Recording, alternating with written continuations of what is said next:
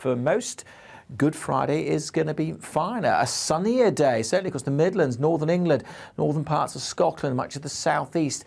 Again, a fair bit of cloud out west, maybe the odd shower here and there, but it is, again, getting warmer. Temperatures in the southeast could be up to 22, maybe 23. Cooler on some of these eastern coasts, and that will be a feature of the weather into Saturday as well. But for the long Easter weekend, many places dry and bright, feeling warm for many as well, with some sunny spells, although we will see a change come Easter Monday. Goodbye.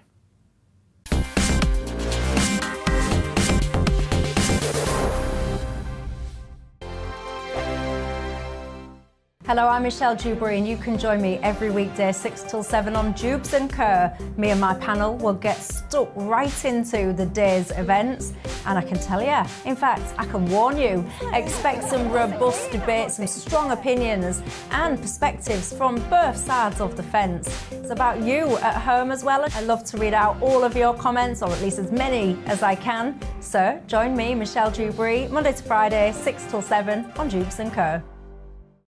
On radio, they call it the drive time slot, 4 p.m. until 6 p.m.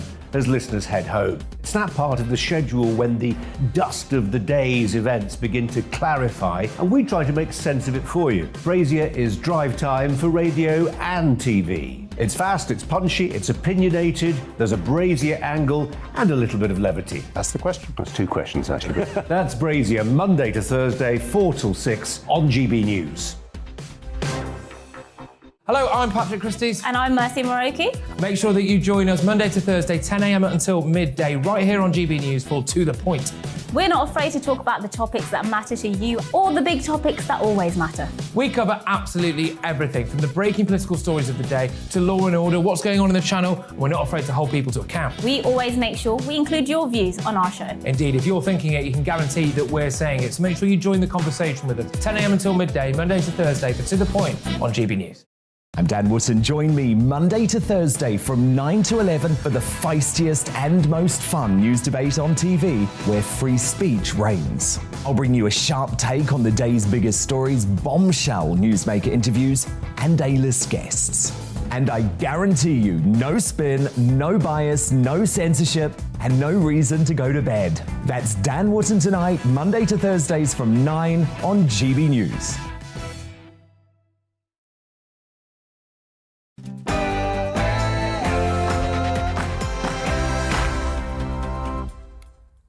No spin, no bias, no censorship. I'm Dan Wootton.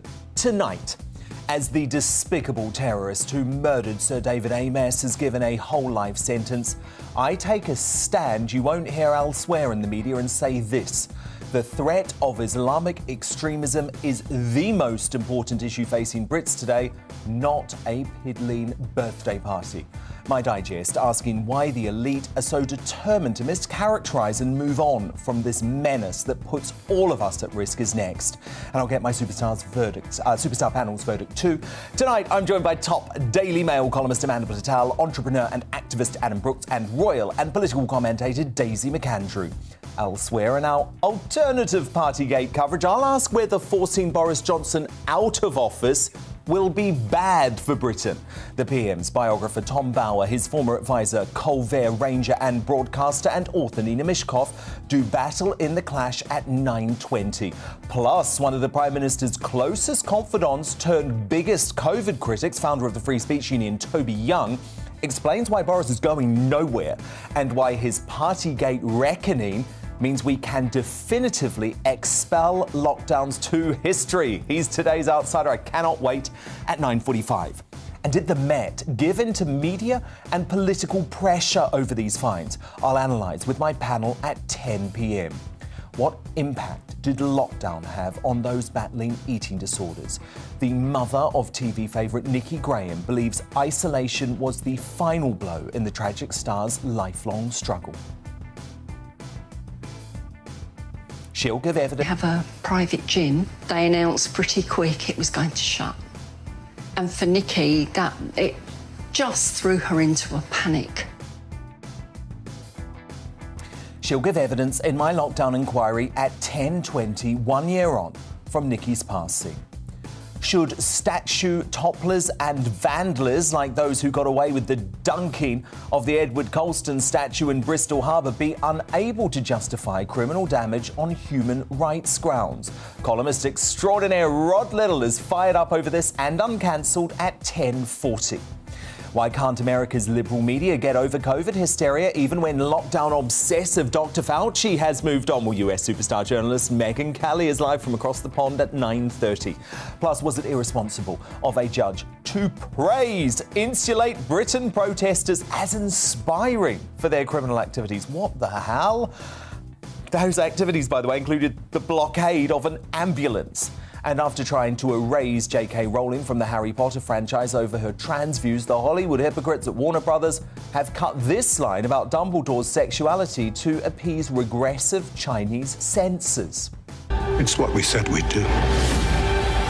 Because I was in love with you. I'll dig into those stories that, I have to be honest, have got me hopping mad today in the Media Buzz at 10:30, plus a big dose of BBC bias coming up too. Plus, of course, I'll bring you tomorrow's newspapers as they arrive throughout the show and crown today's Greatest Britain and Union Jackass at 10:50. So stay up with us. This is Dan Wootton Tonight. Let's go.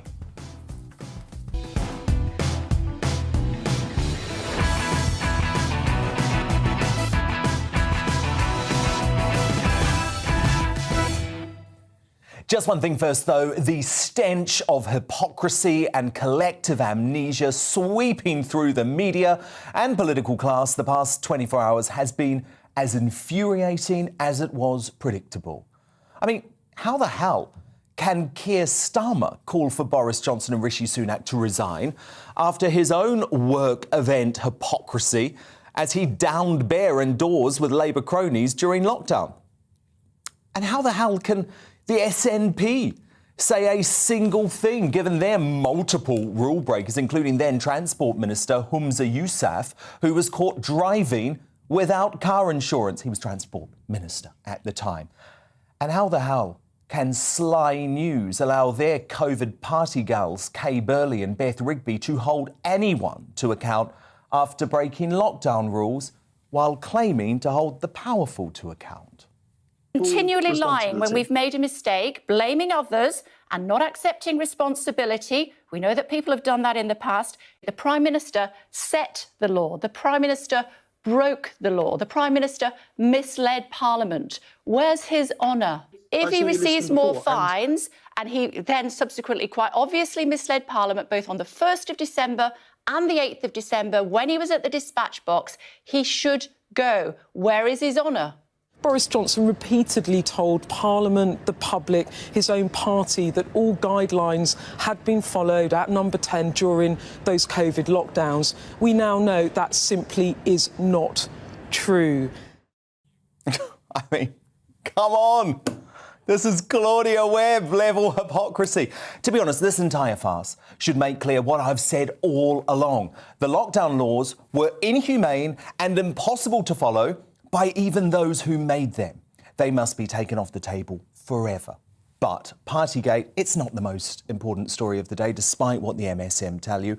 I'll tell you what is in my digest shortly. Then my superstar panel are here. Tonight, the Daily Mail columnist and broadcaster Amanda Platel, the businessman and activist Adam Brooks, and the political and royal commentator Daisy McAndrew. But before all of that, the news with Polly Middlehurst.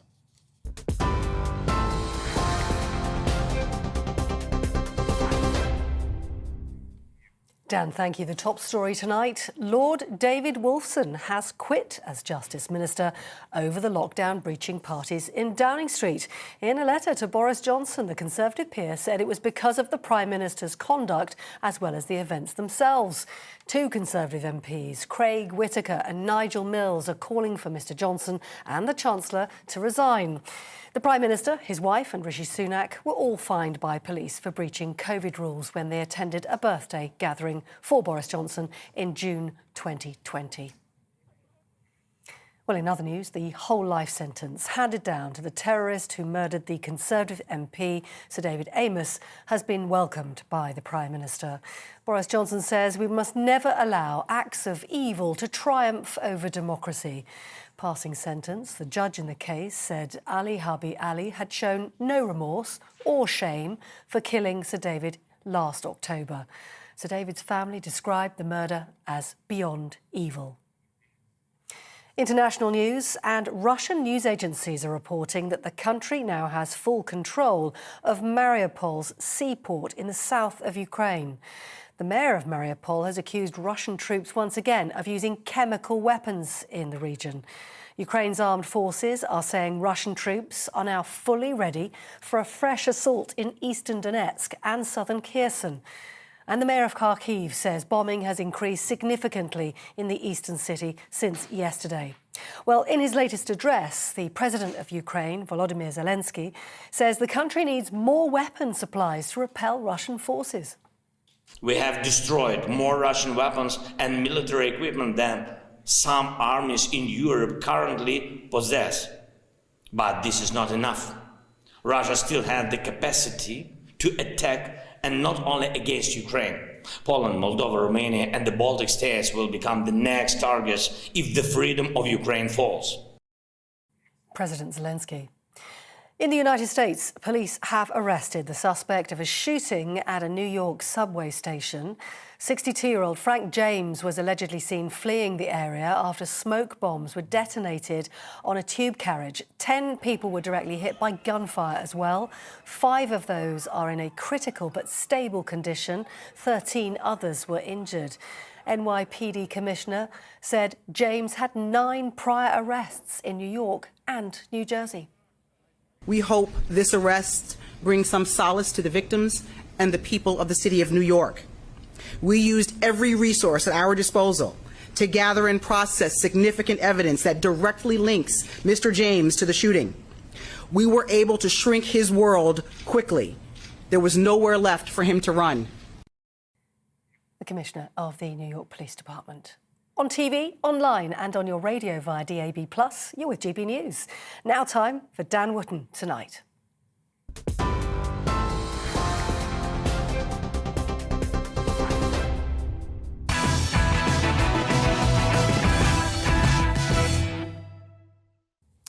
Do you remember the atmosphere after what we now know was an Islamist terrorist attack that killed the great MP Sir David Amess last October? A febrile mainstream media and political class wanted to talk about online anonymity. They wanted to talk about regulating tech giants to stop trolling and politicians using bad language to describe each other. Of course, we know now, as we were almost certain then, that none of that would have made a goddamn difference. Ali Harbi Ali was not an online troll. He was a hardened Islamist extremist of Somali heritage, but radicalised right here in the UK, intent on killing a senior politician. He'd scoped out Michael Gove and Dominic Raab. He'd spent time wandering around Westminster pondering such an attack, but he finally went through with his sick plan by visiting the Methodist Church where the hard-working, loyal and kind Sir David was hosting a regular surgery with constituents. At the time of this attack, despite police revealing they were dealing with a suspected Islamist terror attack, the media and our politicians, they simply didn't want to go there. It's too soon, they insisted. Failed London Mayor Sadiq Khan even initially said Amess had passed away, as if he had been lost to the world from natural causes.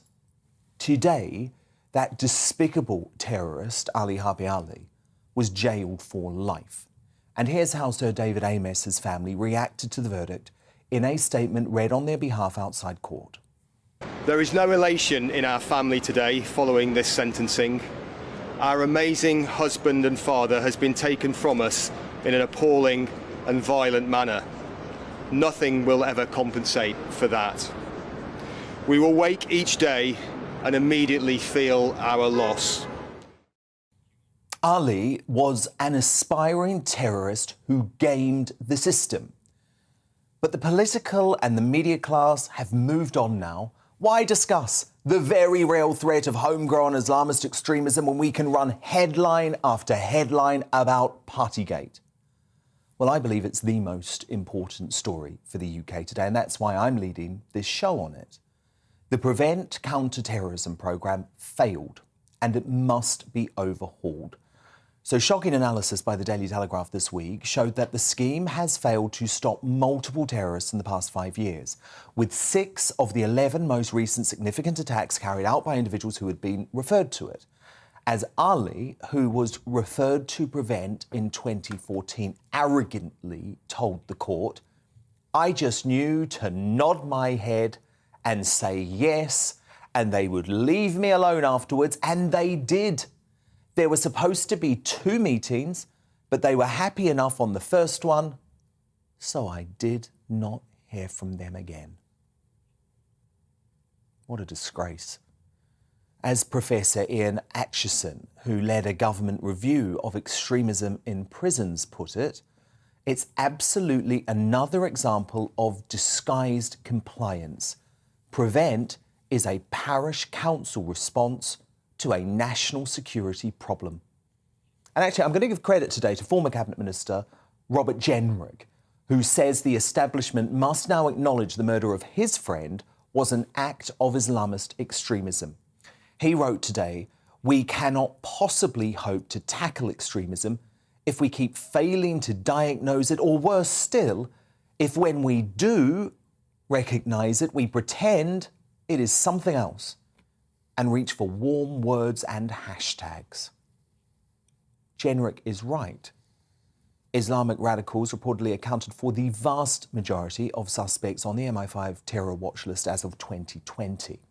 And according to the latest Home Office stats, Islamic radicals account for almost 70% of those in prison for terrorism-related offences as of 2021. We can't sit around waiting for a review of Prevent any longer. Urgent action is now required to avoid another tragedy like the terrorist killing of Sir David Amess. And we can't be scared to talk about it.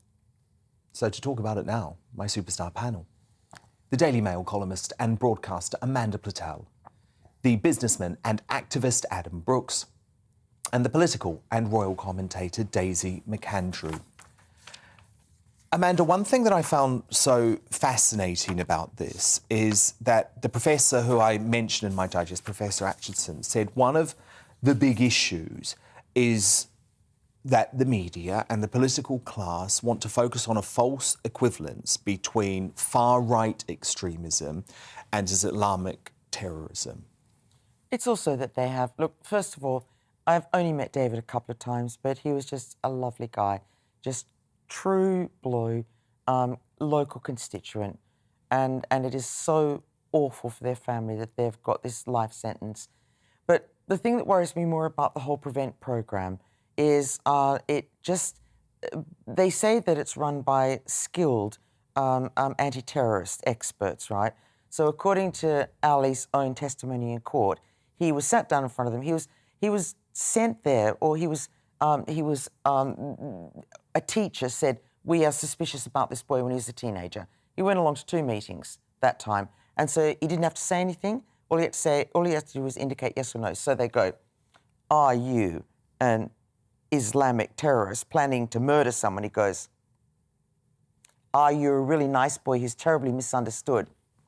Okay, that's great. Off you go. The whole thing is so leaning over backwards to be kind to people rather than trying to work out whether or not they're going to end up killing someone. And but I think there's a deeper issue in this that really troubles me. Is according to his mum, Ali's mum, his in court evidence, right? Yes, that the mum actually thought that there was something, suspect there wasn't something right with her son.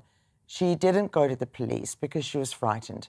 And all I can say is that had she gone to the police with these suspicions, she would not now have a son serving life imprisonment, and the Amos family would not be without a father and a husband. Yeah, and this was according to the aunt's report. And it's because they bend over backwards to Well, I know, because, Adam, the issue is these aspiring terrorists, some of them are smart. They're radicalised on YouTube.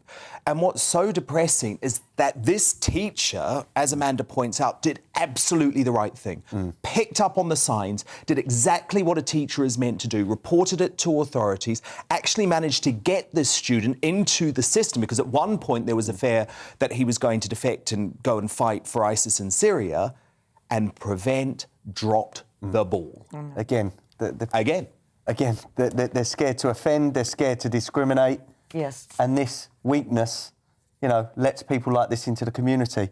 I see earlier a stat, there's 45,000 on the MI5 terrorist list. 90% are Islamic terrorists. Yes. Or suspected Islamic terrorists. And this is where I get concerned, Daisy, because there is this view increasingly, and by the way, I'm not belittling the threat of far-right terrorism for one moment, because we obviously saw the killing of Joe Cox, so it can be a serious threat.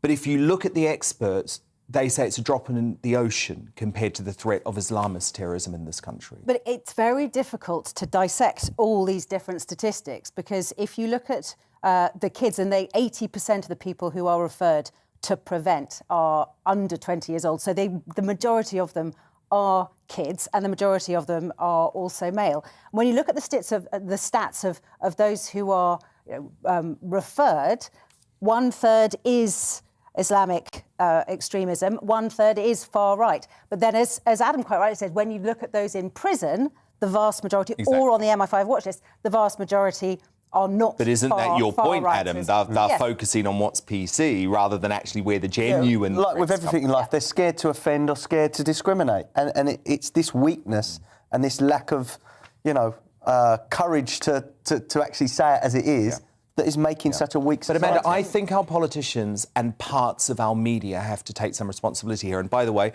certainly don't include your newspaper. I don't include the Daily Telegraph. No, and I don't include The Sun, because at the time of the AMS killing, those three newspapers actually revealed a lot of details about this story.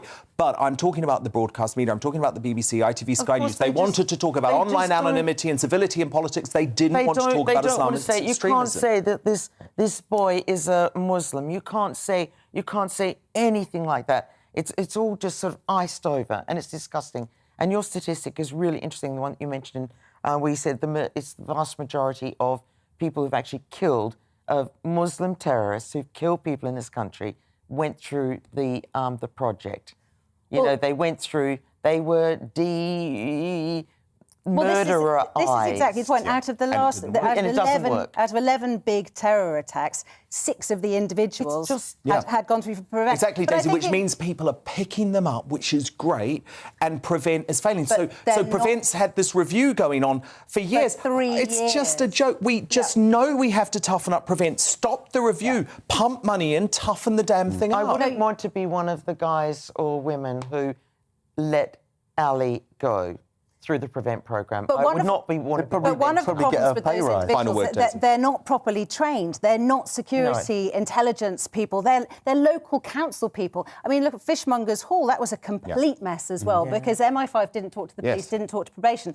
You know, the prison services are not there. Actually, one of the big problems with Prevent is that you've got a lot of white, do-gooding, middle-class people, and this is a fact, by the way, rather than folk actually from the Muslim communities who are actually on the ground and can pick up what's going on. But and that needs to change. A lot of people within the Muslim community aren't even taking part in the William Shawcross review, because they think that Prevent stops any sort of trust between the authorities and the Muslim community. So you've got problem upon problem. And as you said, that Shawcross review has been going on more than 3 years. And what are we going to wait for? A terrorist attack that kills 50 people? At that point, are we going to say it's bad enough? I'm sorry, when you've got people being stabbed in a park, when you've got MPs being killed, when you've got cars being blown up outside a maternity hospital, enough is enough. We are literally one of these attacks away from a mass killing of British civilians. You only need 1% of that watch list, and we've got hundreds and hundreds of incidents. Indeed.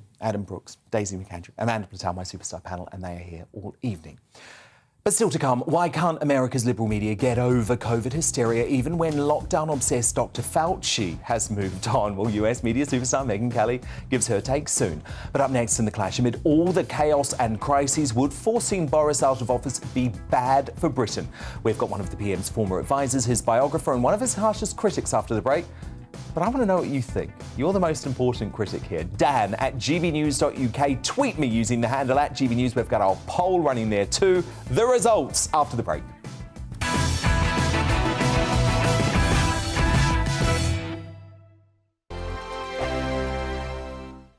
Hello, I'm Michelle Dewbs, and you can join me every weekday 6 till 7 on Dewbs and Co. Me and my panel will get stuck right into the day's events, and I can tell you, in fact, I can warn you, expect some robust debates and strong opinions and perspectives from both sides of the fence. It's about you at home as well. I love to read out all of your comments, or at least as many as I can. So join me, Michelle Dewbs, Monday to Friday, 6 till 7 on Dewbs and Co. On radio, they call it the drive time slot, 4 p.m. until 6 p.m. as listeners head home. It's that part of the schedule when the dust of the day's events begin to clarify, and we try to make sense of it for you. Brazier is drive time for radio and TV. It's fast, it's punchy, it's opinionated, there's a Brazier angle and a little bit of levity. That's the question. That's two questions, actually. That's Brazier, Monday to Thursday, 4 till 6 on GB News. Hello, I'm Patrick Christie's. And I'm Mercy Moroki. Make sure that you join us Monday to Thursday, 10 a.m. until midday, right here on GB News for To The Point. We're not afraid to talk about the topics that matter to you or the big topics that always matter. We cover absolutely everything, from the breaking political stories of the day to law and order, what's going on in the channel. We're not afraid to hold people to account. We always make sure we include your views on our show. Indeed, if you're thinking it, you can guarantee that we're saying it. So make sure you join the conversation with us, 10 a.m. until midday, Monday to Thursday for To The Point on GB News. I'm Dan Wootton. Join me Monday to Thursday from 9 to 11 for the feistiest and most fun news debate on TV, where free speech reigns. I'll bring you a sharp take on the day's biggest stories, bombshell newsmaker interviews, and A-list guests.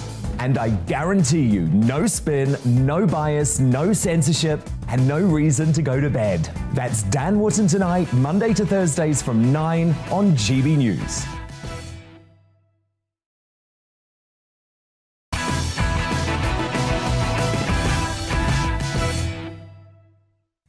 Megyn Kelly and Rod Liddle coming up, but now, The Clash. And if you've watched the mainstream media over the past 24 hours, you'd think it is an inevitability that Boris Johnson will be ejected as PM, and his Partygate misdemeanour is so great that we simply cannot countenance his survival. But is that really what the public wants? So tonight, I'm posing this question to you. Would forcing Boris out of office be bad for Britain?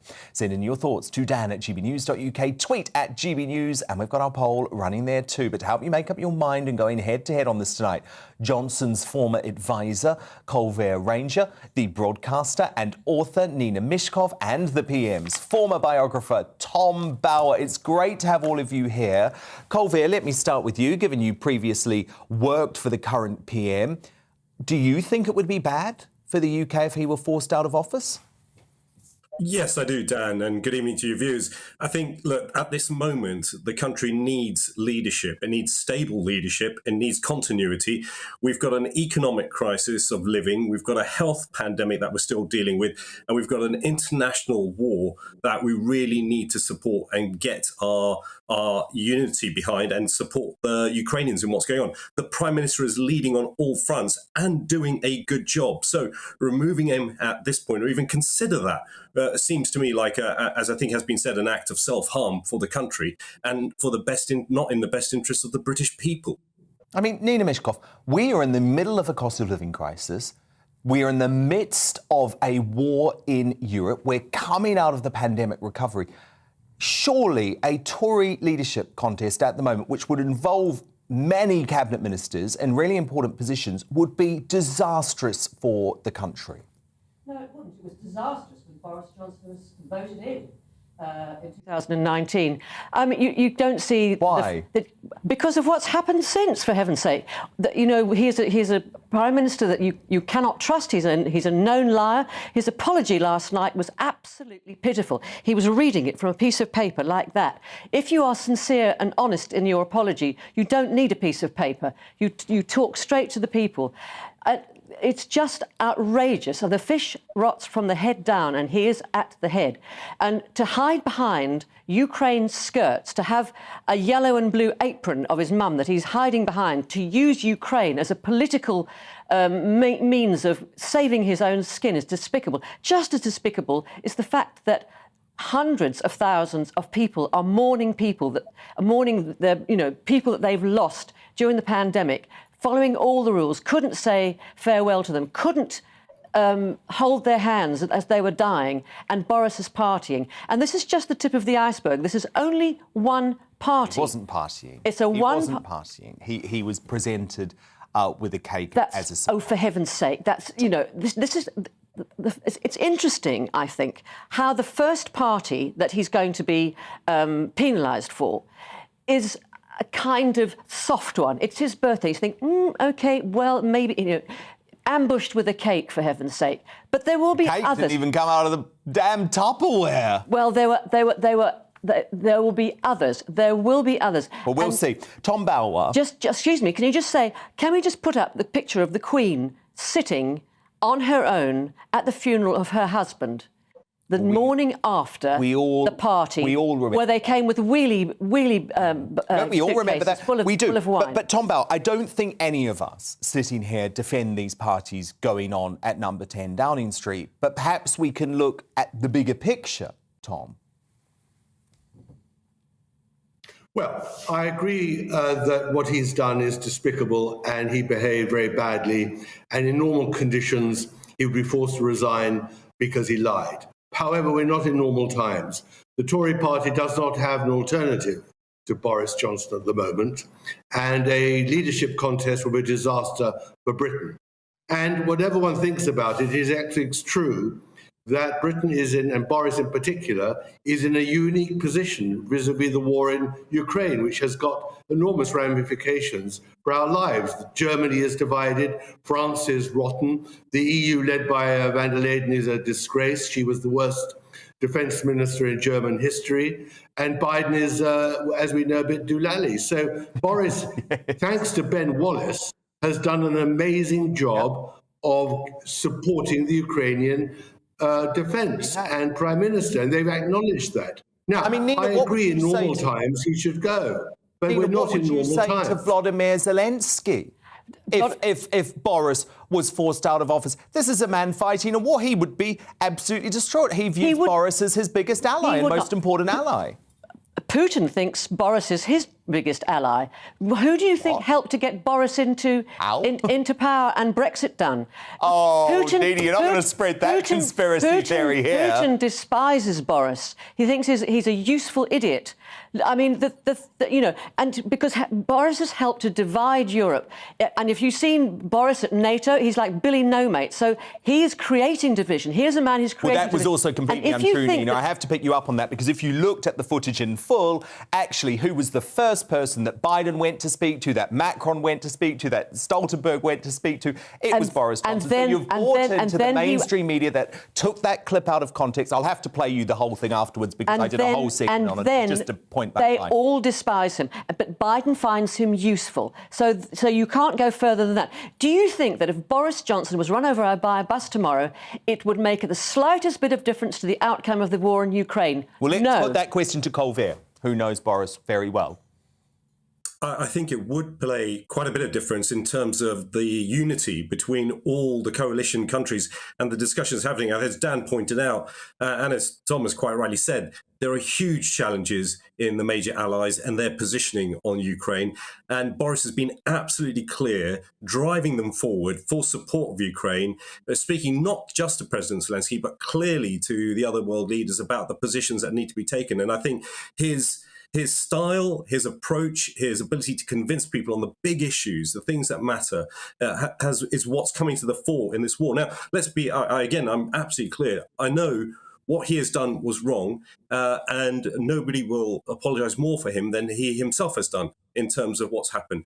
But he is a unique politician through his entire career. I think whatever criticisms people want to throw at him, you don't become a two-term mayor of London, you don't win the Conservative Party leadership, and you don't bring a landslide Conservative majority that only was then previously achieved by Margaret Thatcher in 1987. If there is not something about you unique and special as a politician, this man is a unique politician. He won't always be, the flavour of the month for a lot of people because he's different. He's not a grey man in a suit that, presents himself as every other politician does. Well, look at what Ben Houchen says. Look what Ben Houchen says. He says if Boris Johnson goes, the Levelling Up project is over. Tom Barrow, I wanted to come back to you and ask you about Boris's wife, Carrie Johnson, who has, of course, received one of these fixed penalty notices too. And a lot of folk behind the scenes, Tom, at Number 10 report to me real displeasure in Carrie's role in this whole thing. The fact that she was hosting parties at the flat at Number 11. Boris himself doesn't even really like to party. It's not something he really enjoys. Do you think any of that criticism is fair? I think it's very fair. And I think recently the photographs of Carrie in Windsor and at the game park were most unacceptable. She shouldn't be appearing in those sort of poses. She should be in absolute purdah. But can I say one more thing about Carrie and all this? She, of course, has a lot to blame and for all the parties and the problems in Downing Street. But we've got to put one thing in perspective about this whole crisis, and that is that Tony Blair lied completely about the war, the reasons to go for war in Iraq. And hundreds of thousands of people died because of Tony Blair's lies. And that did not happen with Partygate. Partygate was unfortunate, it was terrible. He didn't tell the truth, Boris, but it's not on the same level as Tony Blair's lies. This is small fry compared to Blair. This is small fry compared to Blair. Yes, Tom, you make your point and then Nina comes. How ridiculous to equate Partygate to the Iraq War. This is absolute nonsense. The Partygate goes to the heart of who Boris Johnson is and who we are as a nation and what standards we are. He has dragged the standards of public life down into the gutter.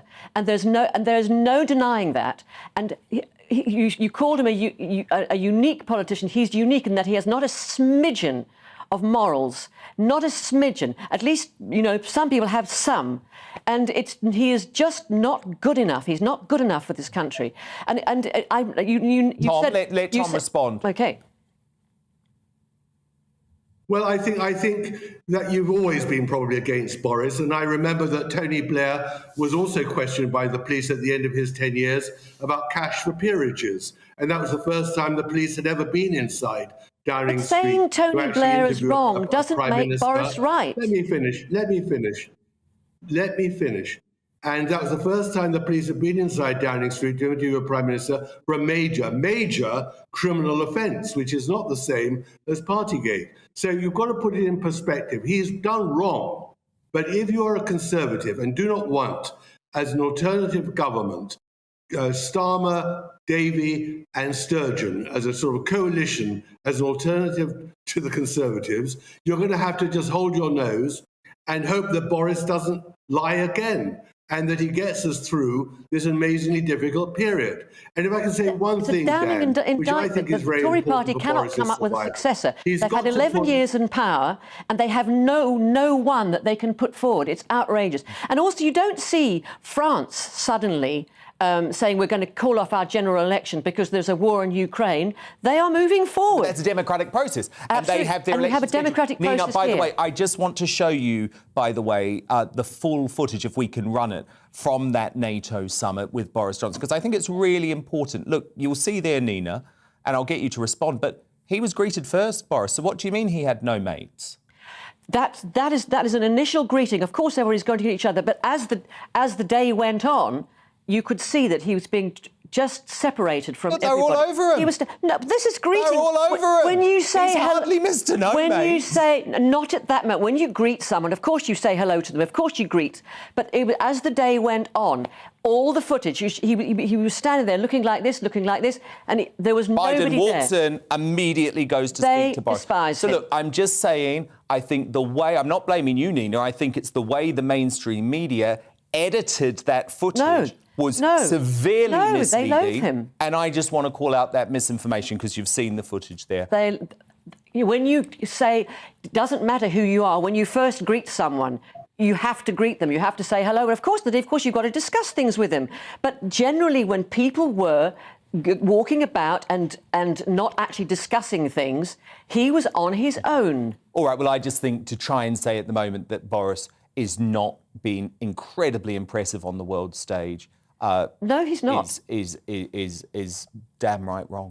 But a fascinating debate. I love having it. The broadcaster and author, Nina Mishkov. Thank you, too, to Boris Johnson's former advisor, Colvert Ranger, and the PM's biographer, who knows him very, very well, Tom Bauer. So who do you agree with on this? Well, Debbie on Twitter says, Boris didn't arrange a party. He was ushered into the room. He never even opened the cake. The media are always trying to bring Boris down. Just another non-story that they're trying to make something of. From Paul, yes, it'd be bad because there isn't really an alternative leader who can connect with the public. And from Richie, the trouble with Boris is he goes from being diabolical to inspirational. The guy needs to stop listening to others and go with his gut. And your verdict is now in. Absolutely fascinating stuff. 72% of you agree that forcing Boris out of office would be bad for Britain. Just 28% of you say it would be the right thing to do. Coming up, we're going to stay on this because Toby Young, one of Boris Johnson's oldest confidants, thinks not getting rid of the PM means we will never lock down again. He'll explain his theory, and I think it's a very good one, at 9:45. But next, as even America's biggest COVID hysteric, Dr. Fauci moves on from the pandemic, what more proof do lockdown fanatics need? Well, US media superstar Megyn Kelly joins me stateside straight after the break.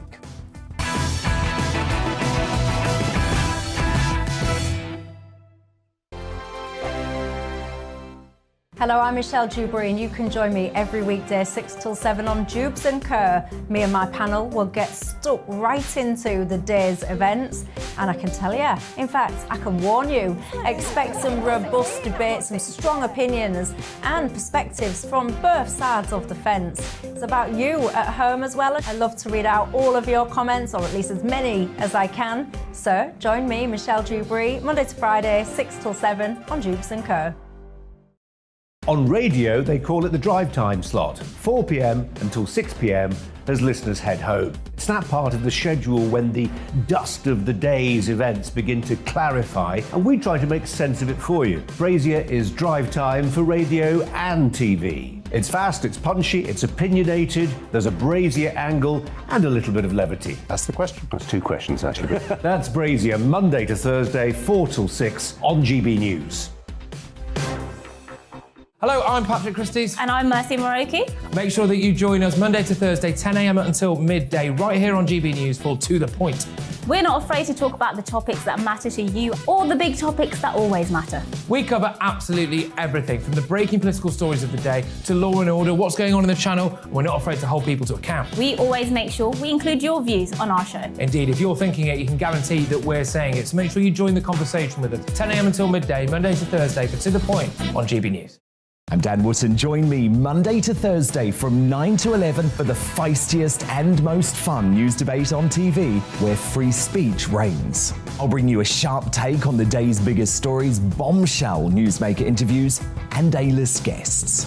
And I guarantee you, no spin, no bias, no censorship, and no reason to go to bed. That's Dan Wootton tonight, Monday to Thursdays from 9 on GB News.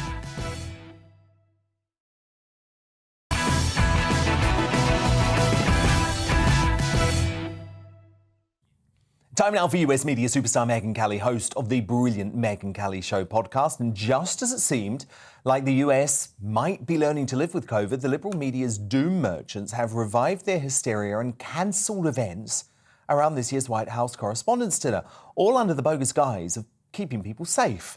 Meanwhile, even America's top COVID hysteric, Dr. Anthony Fauci, is showing some uncharacteristic common sense, believe it or not, when it comes to living with the virus. Look.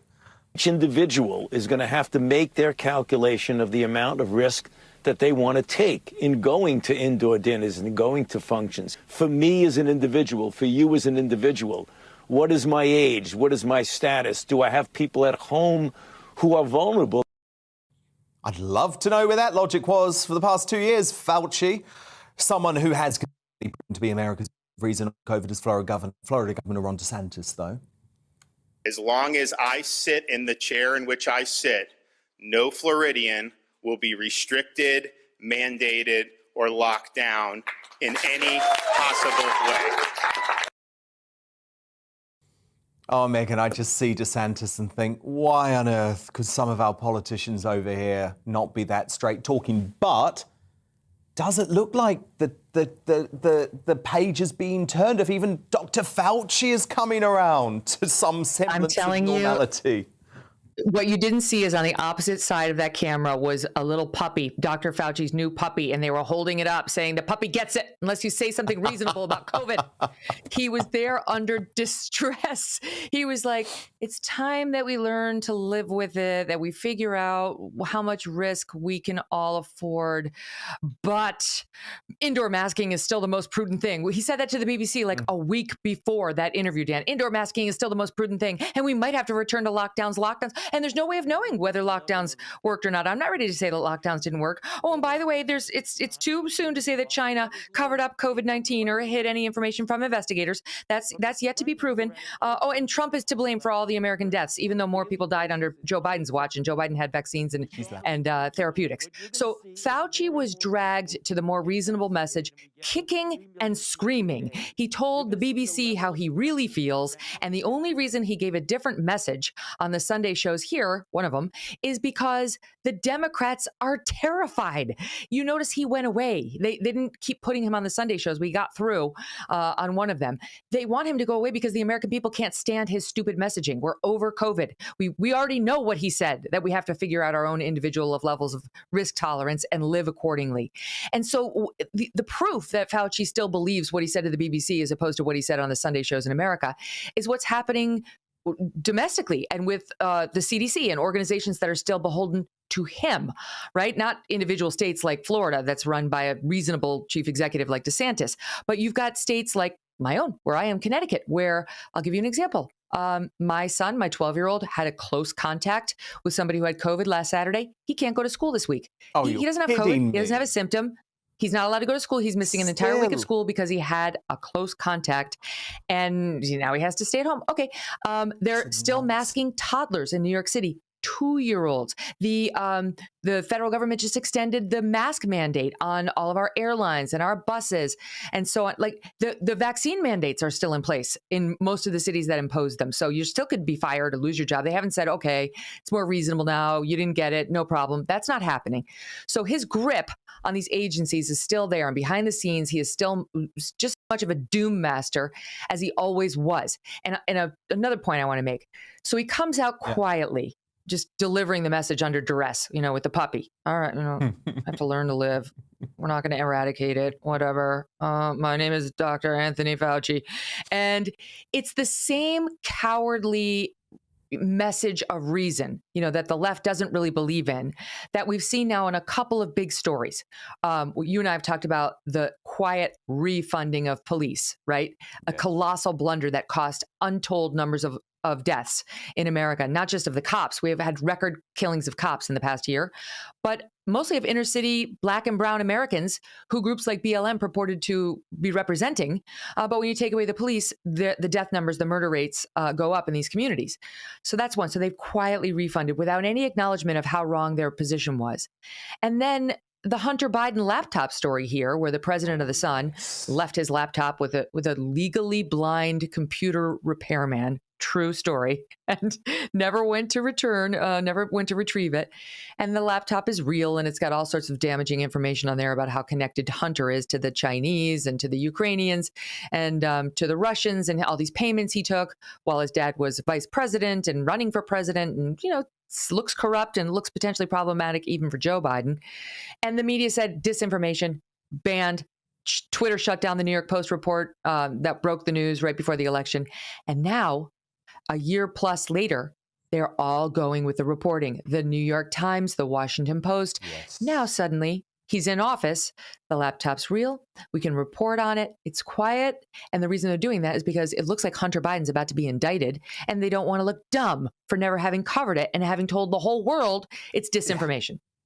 Indeed, Megan, although I read a fascinating piece of analysis actually on Hunter Biden and the laptop by Freddie Gray of The Spectator this week. And his theory was that the reason why some Democrats are leaning into this story now is that they actually want the Hunter Biden laptop story to become a massive scandal all of these years on, because it gives a good reason to remove Biden as the nominee for the next election. Because, of course, the plan originally wasn't as that he'd be a placeholder and he'd do one term, and the superstar of the Democratic Party, Kamala Harris, would step up to the plate. Well, we all know she's been an even bigger disaster than Biden. And so actually his theory, and I don't know what you think about it, is that the Democrats are starting to lean into this Hunter Biden scandal after, as you say, ignoring it before the election. Well, I guess it's possible, but my feeling is, you know, the New York Times put it on the A20. They didn't put it on A1, and they put it 23 paragraphs into the story that the laptop is real and it's not covering Russian their disinformation. behinds. They think something's coming. I think they're actually, if anything, running cover for the Joe Biden White House, that the Joe Biden White House connected to the AG's office knows the kid's going to get indicted. It looks like he's going to get indicted for some sort of tax evasion. He already had to pay, I think it was $1 million in back taxes, and that's what you do to prevent prosecution. It doesn't usually work. So he's likely to be indicted, and I think that they just styled it in the way that was most favorable to the White House, because these publications were, you know, bending over backwards to say, no connection to Joe. Joe's clean. It's not about Joe. It's just about the loser kid. And that to me looked like them running cover for the Joe Biden White House, not trying to kick Joe Biden in the teeth. Well, shame on the US media, shame on Twitter, shame on the social media giants, because they covered up a genuine story, and I love the fact that you're calling them out for it. Megyn Kelly, star US journalist, host of The Brilliant Megyn Kelly Show, which you can find on Sirius XM, YouTube, and as a podcast. Megyn, we'll speak next week. Thank you so much. Thanks, Dan. Good. But coming up, did the Met give in to media and political pressure over Partygate? My superstar panel will return to debate that soon. Plus, of course, you'll get a first look at tomorrow's newspaper front pages too. But next, could Boris defying the baying lefty mob by staying in number 10 actually be the best possible way to avoid future COVID tyranny? Well, here to explain why he thinks so, one of the Prime Minister's oldest confidants, Toby Young. He's straight after the break. Good evening, Alex Deacon here with your latest weather update from the Met Office. For most, it's looking like a fine day tomorrow. The start of a reasonably fine Easter spell, actually, as temperature starts to rise. We've had low pressure close to the northeast today. We've had a lot of heavy showers as well across England and Wales.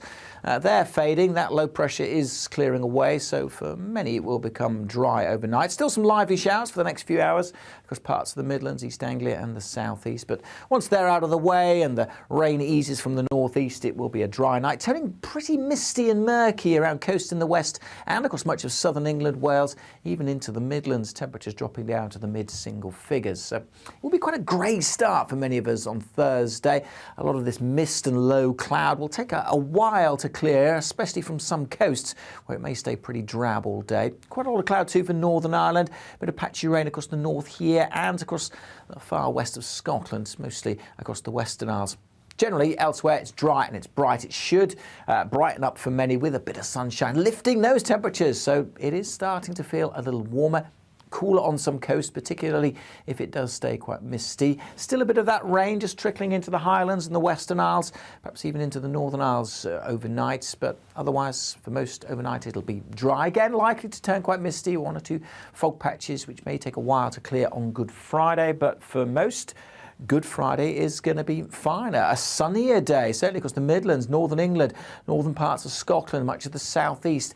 Again, a fair bit of cloud out west, maybe the odd shower here and there, but it is, again, getting warmer. Temperatures in the southeast could be up to 22, maybe 23. Cooler on some of these eastern coasts, and that will be a feature of the weather into Saturday as well. But for the long Easter weekend, many places dry and bright, feeling warm for many as well, with some sunny spells, although we will see a change come Easter Monday. Goodbye.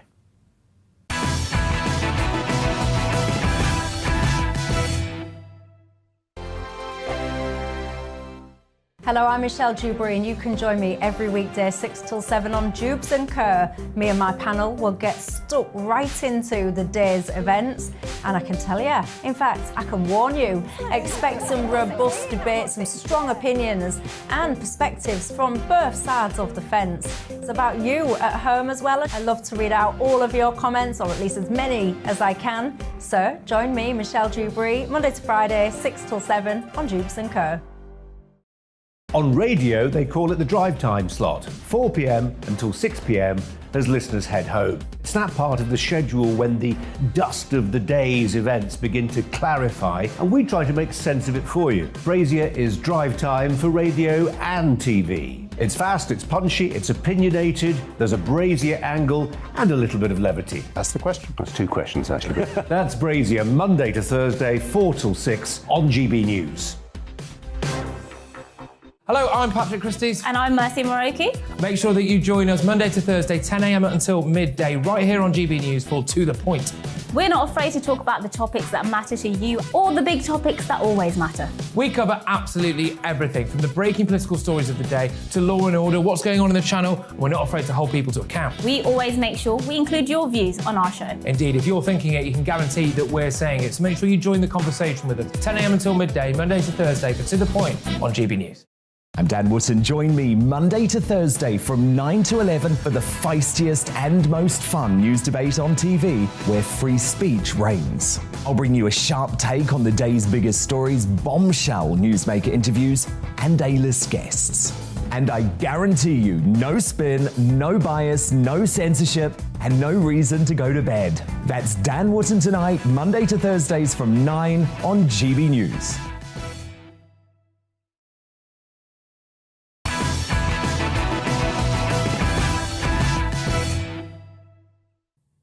A first look at tomorrow's newspaper front pages coming up, but time now for The Outsider. And he was once one of Boris Johnson's close confidants, studying elbow to elbow with him at Oxford and writing alongside him at The Spectator. But renowned journalist and author Toby Young has been appalled by the Prime Minister's draconian lockdown policy and was one of the first people to rail against it during the pandemic. His website, the hugely popular Lockdown Skeptic, was one of the only sources anywhere in Britain which questioned the efficacy of this very dramatic and damaging measure. Well, the freedom fighter has been watching the Partygate saga unfold and thinks that the fine issued to his old mate might be a great thing for liberty lovers. It proves that the barbaric rules were impossible to follow even to those who made them, and ensures that we can never be locked down again. And Toby joins me now. Toby, it was fascinating, actually. Earlier today, I wanted to speak to the folk who, throughout the pandemic, I became very close to. I would describe us as, you know, the anti-lockdown crew, the people who question this right from day dot. And weirdly, Toby, the vast majority of them do not want Boris Johnson to resign. They despised his lockdown policy, but they think the best thing for the country in order to move on from COVID is to keep Boris at number 10. And that's your theory too, isn't it? It is. I mean, for several reasons. I think the first and most important reason is that because Boris has now been caught bang to rights, refusing to comply with the lockdown rules, it makes it politically impossible for him to ask the rest of us to comply with those rules again.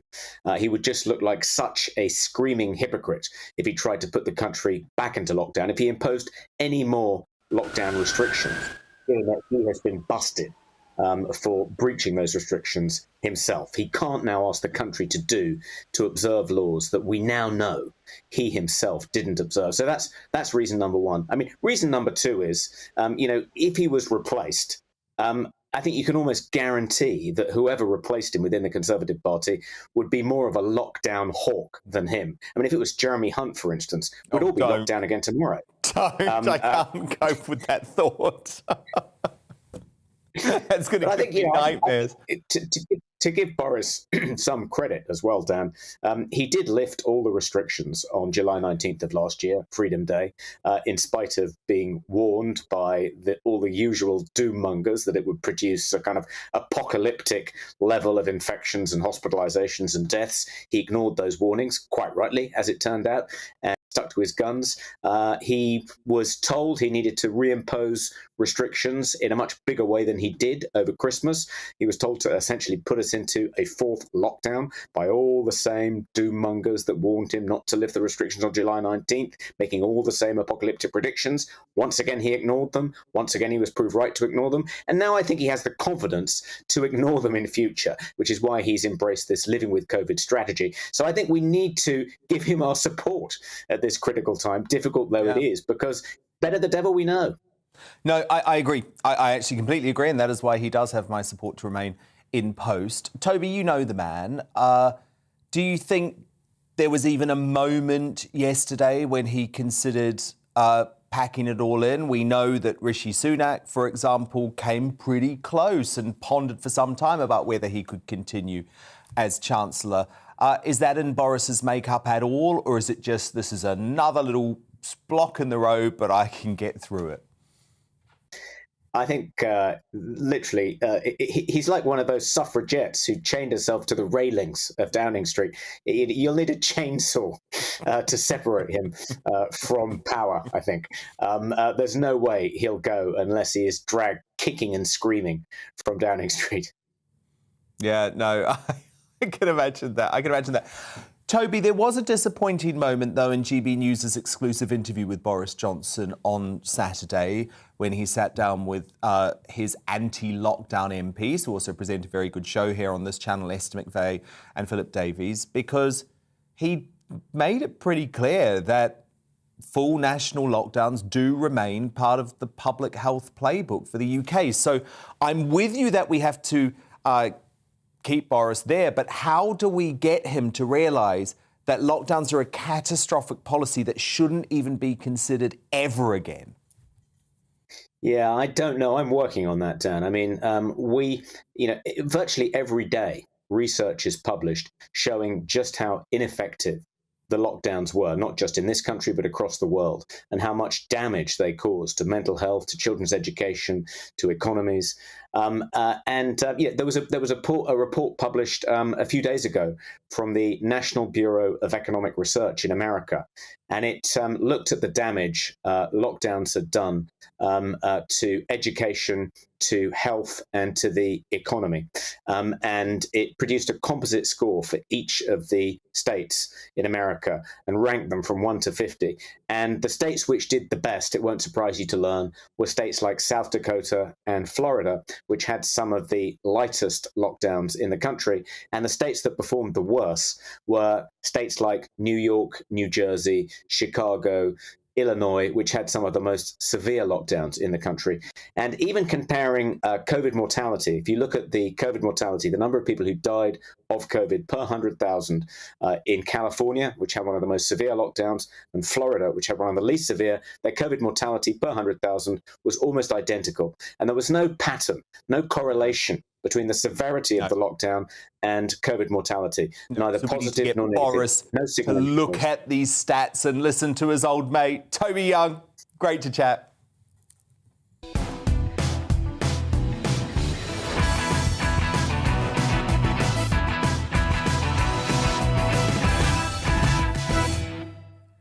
It's 10 p.m. I'm Dan Wootton. Tonight, as Number 10 fumes at the Prime Minister's politically charged COVID fine, did the Met give in to media and political pressure over Partygate?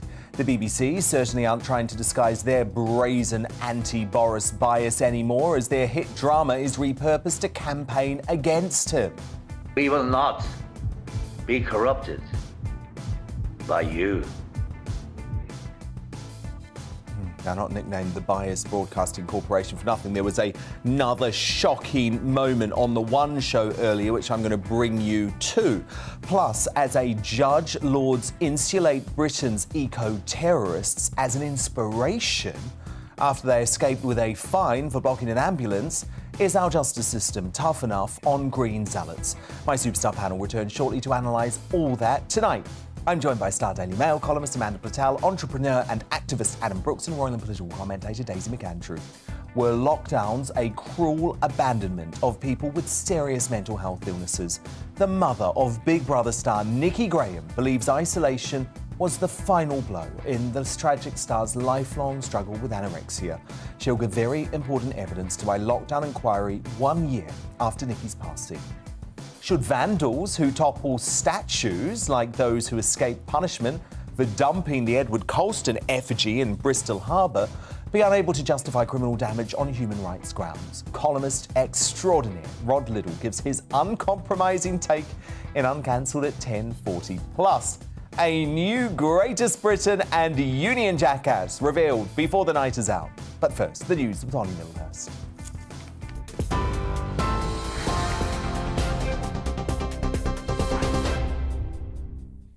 Dan, thank you. Our top story tonight. Boris Johnson says he's sorry to receive Lord Wolfson's resignation as Justice Minister over the lockdown breaching parties in Downing Street.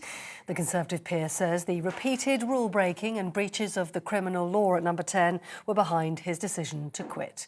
Two Conservative MPs, Craig Whittaker and Nigel Mills, are calling for Mr Johnson and the Chancellor to both resign. The Prime Minister, his wife and Rishi Sunak were fined by police for breaching COVID rules when they attended a birthday gathering for Boris Johnson in June 2020. Meanwhile, the whole life sentence handed down to the terrorist who murdered the Conservative MP Sir David Amess has been welcomed by the Prime Minister. Boris Johnson said we must never allow acts of evil to triumph over democracy. The judge in the case said Ali Harbi Ali had shown no remorse or shame for killing Sir David last October. The MP's family described the murder as beyond evil. Russian news agencies are reporting that the country now has full control of Mariupol's seaport in the south of Ukraine. The mayor of the city's accused Russian troops once again of using chemical weapons in the region. And Ukraine's armed forces say Russian troops are ready for a fresh assault in eastern Donetsk and southern Kherson. And the mayor of Kharkiv says bombing has increased significantly in the eastern city since yesterday.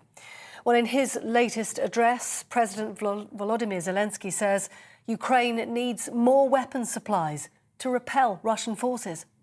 We have destroyed more Russian weapons and military equipment than some armies in Europe currently possess. But this is not enough. Russia still has the capacity to attack, and not only against Ukraine. Poland, Moldova, Romania and the Baltic states will become the next targets if the freedom of Ukraine falls. Volodymyr Zelensky. Well, in the United States, police have arrested the suspect of a shooting at a New York subway station. 62-year-old Frank James was allegedly seen fleeing the scene after smoke bombs had been let off. 10 people were also directly hit by gunfire. 5 are in a critical but stable condition. 13 others were injured in the incident. Here, a P&O ferry remains under detention after additional deficiencies were found during a re-inspection. The Maritime and Coast Guard Agency says there are new issues with the Pride of Kent safety systems and crew documentation. It's casting doubts over P&O's bid to resume sailings between Dover and Calais ahead of the Easter weekend. That comes as cancelled flights, busy roads and planned railway works are all expected to add to the travel chaos this Easter. On TV, online and on your radio via DAB+, you're with GB News. Now more from Dan Wootton tonight.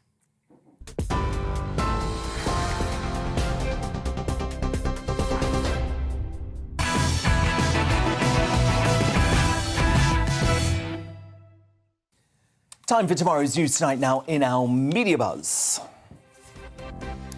And let's kick off with the very first look at the front pages hot off the press. Tory law chief quits. That is the Metro's top story, referring to the Justice Minister Lord Wolfson resigning and accusing Boris Johnson of breaking the law with impunity. a day after the PM apologised for his role in Partygate. This is going to be a big story tomorrow. I was aware that this announcement was coming, but here it is. Channel migrants to be sent to Rwanda. The military to take charge of tackling illegal crossings from France, while Home Secretary Priti Patel is to unveil details of a plan to relocate thousands of asylum claimants 5,000 miles away from Britain to the East African country. Expect to hear from Boris Johnson on this story tomorrow. And I think this is a great way for the PM to reclaim the initiative because, my goodness, we need to stop these boats. My superstar panel, back with me now, Daily Mail columnist Amanda Patel, the businessman Adam Brooks and the political commentator Daisy McAndrew. Now, there is reportedly fury inside number 10 and 11 Downing Street after the Prime Minister and Chancellor both received politically charged Partygate fines. A Whitehall source told Politico's Playbook that they believed Metropolitan Police bowed to political pressure following a campaign to remove the PM. But despite that undemocratic mainstream media crusade to remove Boris from office, he and the Chancellor have rightly stood their ground and got on with the job of governing the country, boosted by vocal support from some Conservative MPs. I don't think that at any time he thought that he was breaking the law.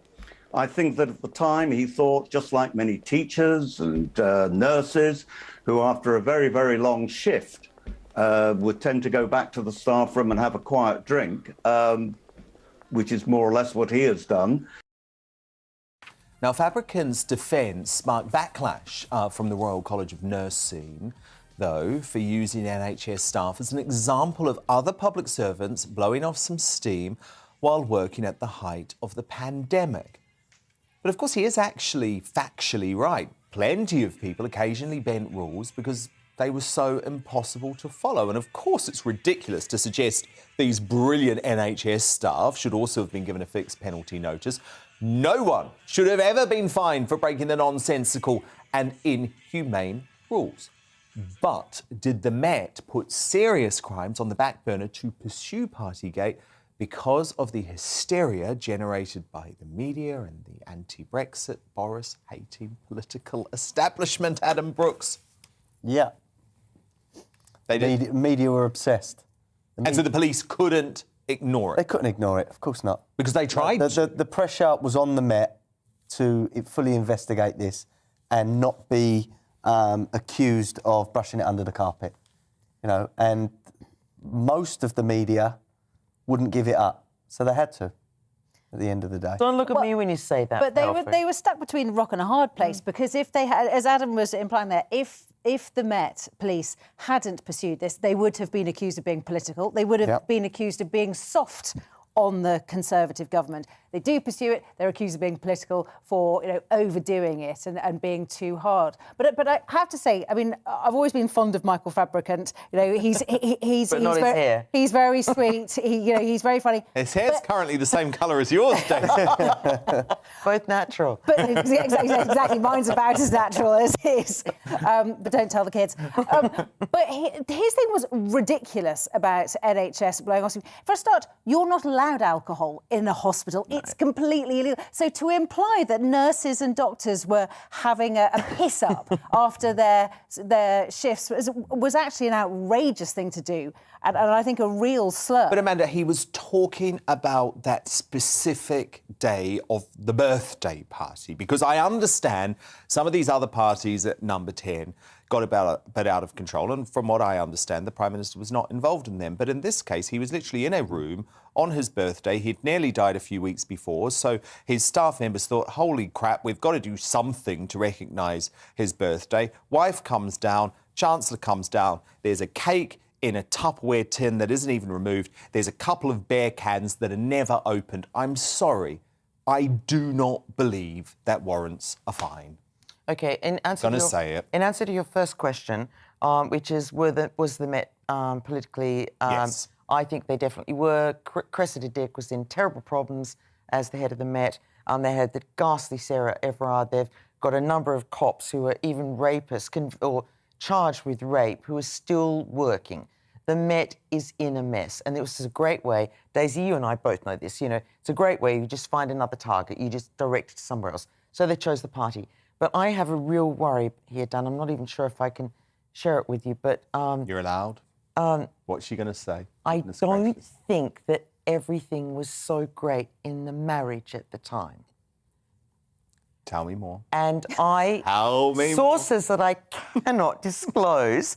And I would just ask you, OK, I'll ask you, because you're the bloke here who's married. So you're talking about Boris and Carrie? I'm talking about... You know who I'm talking about. I didn't say it, OK? Gossip. What kind of a wife gives a husband who's just come out of hospital a tub of chocolate, right, cold sausage rolls, which have probably kind of been there all day, so a bit salmonella-y, and a couple of warm beers. I can't believe you're going there. I'm serious. I think that she just... Okay, but is this a theory? Is this a theory, or is this something that you've heard? This is my theory, that she was so careless. I mean, what kind of a wife gives her husband that kind of a birthday party? Dan, at the end of the day, if they hadn't had... I blame Carrie. If they hadn't had all the other parties and the civil servants hadn't played up and had lock-ins in Downing Street, I don't think this would have been... Carrie did it. She organised it. I don't think this would have been the big news, you know. They're concentrating on the minutiae of, you know, the cake and the beer cans. I mean, you know, the Sue Gray report, what we've seen of it, has already said there was an appalling culture in Downing Street in lots of different It was a Downing Street, collective where they thing. had, you know, parties every Friday. They were taking suitcases to Tesco's. This wasn't just a one-off Daisy, you must understand why folk like me have lost faith with the Met over many years, because when it comes to these sorts of investigations, they go from saying, we're not even going to look into it. They were not going to issue any fine. They were not going to investigate one bit, to then realising, oh, my goodness, we're under pressure, because this is what happened with lots of different high-profile investigations, and they think we're under pressure, now we're going to overcompensate. This is going to become everything. We're going to throw the book at this. We're going to throw resources at it. And it's very schizophrenic. But it's... Well, I get that, but I also think your attitude to it is quite schizophrenic, because just a few weeks ago, you were as outraged as the rest of us were, you know, pre-Ukraine, when we were talking about this issue of what Downing Street telling us to do one thing and doing another thing. I've always been outraged, and now you're saying it's all a bit of a because nothing. even this week, I have still made it absolutely clear, and I do want to clarify again, actually, I am disgusted with the fact that these people forced the British public to go through the most inhumane and lied about lockdowns. their own behaviour. Yes, absolutely. But, Daisy, I've never thought that this reaches the threshold where the Prime Minister should go, though. And I think that's the difference. And look, come on, you know, it's very easy to be very sanctimonious here. You know, all the people that you hear, you know, on all the talk shows, especially on the BBC, are all saying, you know, 72 members of my family died and I couldn't see them. And the whole thing just goes on and on. But in fact, lots of people, I would not... We all broke the rules. Lots of us... Yeah. Did you? Oh, I did. I broke the rules. I did. I didn't break the rules right at the start. I when I needed to, I saw people who needed me. You took personal responsibility. And I took personal responsibility.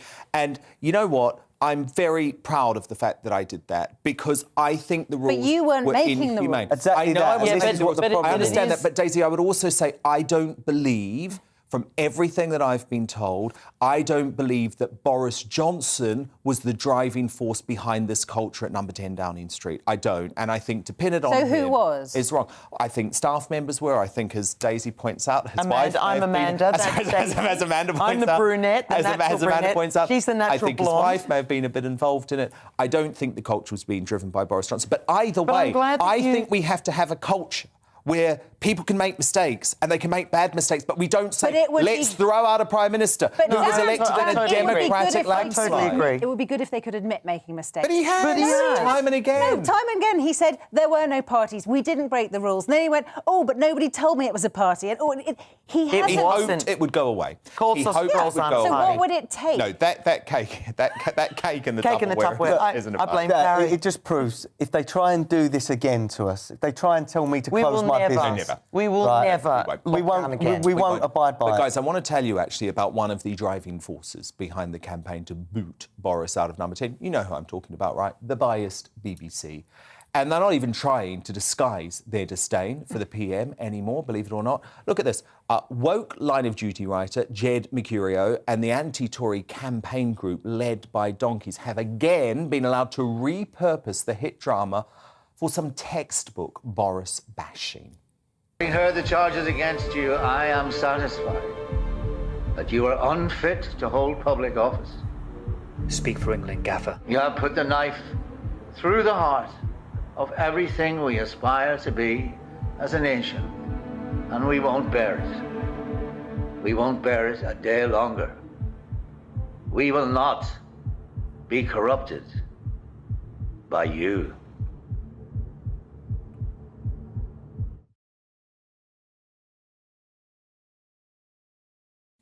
I mean, why on earth is the BBC allowing one of its flagship shows to be used in a campaign against the Prime Minister? It is brazen. It is brazen. And tonight, yet another example of blatant anti-Boris bias on the One show, which is meant to be a fun little show, right? Not particularly political. Well, look at what happened when Downton Abbey actor Dan Stevens was given free rein to attack the Prime Minister. Series you're doing, what's the take then on it? Well, what you've got is a criminal for a leader who is wrapped in a messy war, embroiled in a stupid scandal and surrounded by ambitious idiots, and really should resign. And no, I'm sorry, that's the intro to Boris Johnson. I've just said the intro to Boris Johnson. I'm so sorry.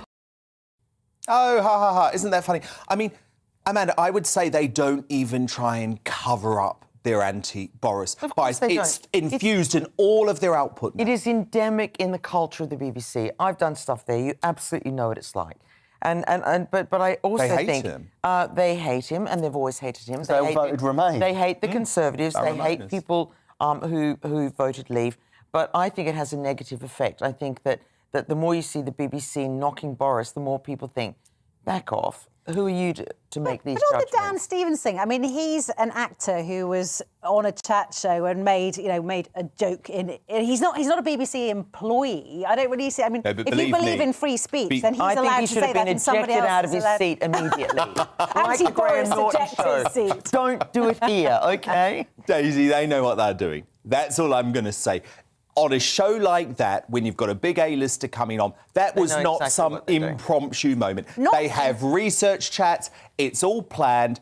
Jermaine, the host, seemed to find it absolutely hilarious. There's no balance there. Daisy McKenna, Adam Frog, Amanda. I'm tallying them up. Coming up. Was it irresponsible of a judge to praise Insulate Britain protesters as inspiring for their criminal activities, including blocking an ambulance? I'm angry about this one, and my superstar panel are going to return to dissect that and some more woke Hollywood hypocrisy at 10:30. But next, what impact did lockdown have on those battling eating disorders? The mother of TV favourite Nikki Graham believes isolation was the final blow in the tragic star's lifelong struggle. She'll give evidence to my lockdown inquiry 1 year after Nikki's passing. That's straight after the break.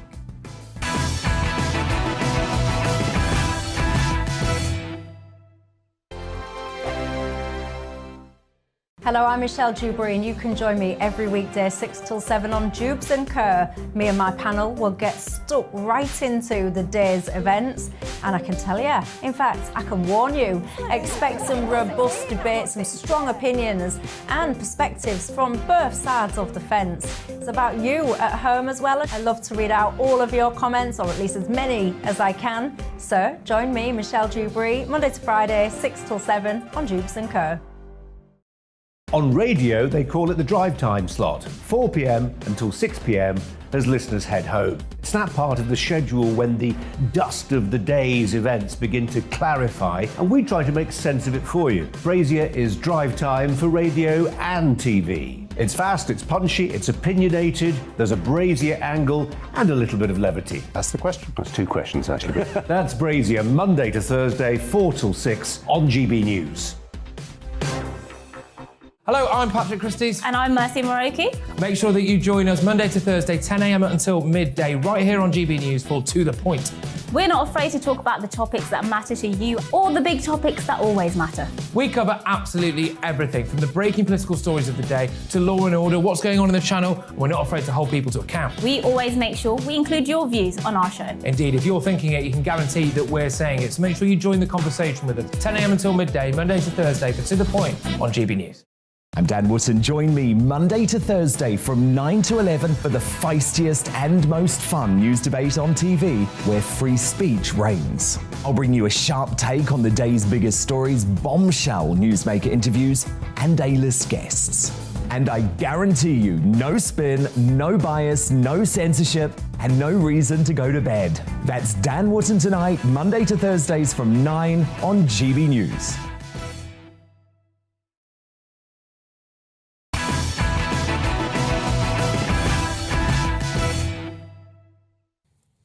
Sue Graham is next to give evidence in the lockdown inquiry. Now, we know by now that lockdowns were toughest on the most vulnerable in our society, and one person who was dealt a final tragic blow was the late reality star Nikki Graham. Nikki shot to fame for her contagious energy and wicked wit in 2006 when she entered the Big Brother house, fast becoming a fan favourite for her legendary tantrums about, the air conditioning or cornflakes or even new housemates. But her life took a devastating turn when the nation was plunged into national lockdown. Having battled an eating disorder since she was 8 years old, Nikki found herself thrown into an impossible situation, cut off from her support system with no distractions and able to fixate on food. She made light of the situation in her last Instagram post. But the truth was, the barbaric restrictions robbed her of her life. She died of anorexia in April last year at the age of just 38. And 1 year on, a Channel 4 documentary called Nikki Graham, Who Is She?, lays bare the devastating story. Lockdown was probably the worst thing that could have happened to Nikki. To be honest, if lockdown hadn't have happened, we wouldn't be sat here now. And that's the reality of it. When you have something so deep and dark inside you, and with Nikki living on her own and being isolated, it took over her. This cross trainer, Nikki bought when it was announced that we were going into lockdown. Although where she lives here, they have a private gym, they announced pretty quick it was going to shut. And for Nikki, it just threw her into a panic. It became so difficult for her to eat. If she didn't feel she'd done exercise, it was a compulsion for Nikki. This machine, it helped her to deteriorate. And Nikki's incredibly strong mum, Sue Graham, joins me now. Now, Sue, the first thing to say, and I guess a lot of people probably don't know this because I've never spoken publicly about Nikki, but we were friends, and I think, gosh, we were friends for about 12 years or something. And she was a true, unique, inspirational person to be around, and what you saw on screen with Nikki was her true personality. And she never tried to hide away from what she was battling. She never hid it from the world. And unfortunately, Sue, the lockdown came just at the worst possible time for her. It did. And I think just before the lockdown, the illness had started to take its toll on her body, and she just started to collapse. You know, she could have been in the supermarket, in the street, in the park, and her legs would just give way. So that had started to happen, and then when lockdown came, you know, she said to me on that first day, I don't know how I'm going to get through this. Because she knew the impact it was going to have on her. She did, and I said, look, I was working at the time, and I said, you won't be alone. Let's go through it together as much as we can. You know, the whole country's suffering, but I knew for Nikki it was a different story. And I said, you can come down and stay with me in Dorset, and I'll come up here as often as I can, and we'll support each other. But she wanted to be at her own apartment. Did. Well, I think she wanted the cross trainer to be with her, and it's a monster. But yeah, I think she knew the writing was on the wall. And that's why I get so angry when I think about the consequences of lockdown, because a lot of people said, oh, it's crazy to shut gyms because we're trying to encourage people to lose weight. But for some people who have illnesses like Nikki did, a gym is not a nice bonus. It can actually be an utterly crucial part of getting through each day. Yes, yeah. And that was it. That was the real struggling point for Nikki, because in order for her to allow herself to eat, she had to know that, you know, she'd go on the cross trainer, she'd go to the gym, she'd do weights and whatever else she did. And then she could come home and eat. So consequently, as soon as the gym shut, she didn't feel she could. She cut the calories back. She started to eat less and less because she couldn't exercise enough. And obviously her work was taken away as well, because Nikki's job was to be out and about. Yeah, it was. But, you know, I think before lockdown it was, and then lockdown started, she'd decided that she was going to go to college and get her English and maths in GCSE. And because she missed out on so much education, and I think she just wanted to be like everybody else. And then when she did that, she did a course on teacher training, like a classroom assistant. And so she kept herself busy. But when lockdown came, a lot of it was done on Zoom and everything. But she passed. She passed her teaching assistant, but she'd already died, and so she didn't know. But so yeah, she did try mentally to keep herself going. It was just the physical side of things. And so do you think if it weren't for this series of lockdowns that there was a way that Nikki could still be with us? I mean, it's possible. It is possible. In some ways, I think maybe it's more than a possibility. It probably would have been easier for us to get her into a unit or a hospital that knew how to deal with anorexia. Because unfortunately, not many people do. A lot of people work in these places, and unfortunately they're there for the money, and they don't have the kindness, the understanding, or the nurturing, which is so desperately needed. And so much of that sort of health care was pushed to the side over the course of lockdowns, because in a lot of cases the National Health Service became the National COVID Service, unfortunately. Exactly. Tell me what you want people to know most about Nikki. Well, for me, she was my hero. I don't think I have ever, and I'm quite old, I've lived a long time, come across anybody more brave than that little girl. And I think the thing I admire most is a lot of people were shocked after they saw the documentary because they had no idea what she'd gone through, because she never was a victim.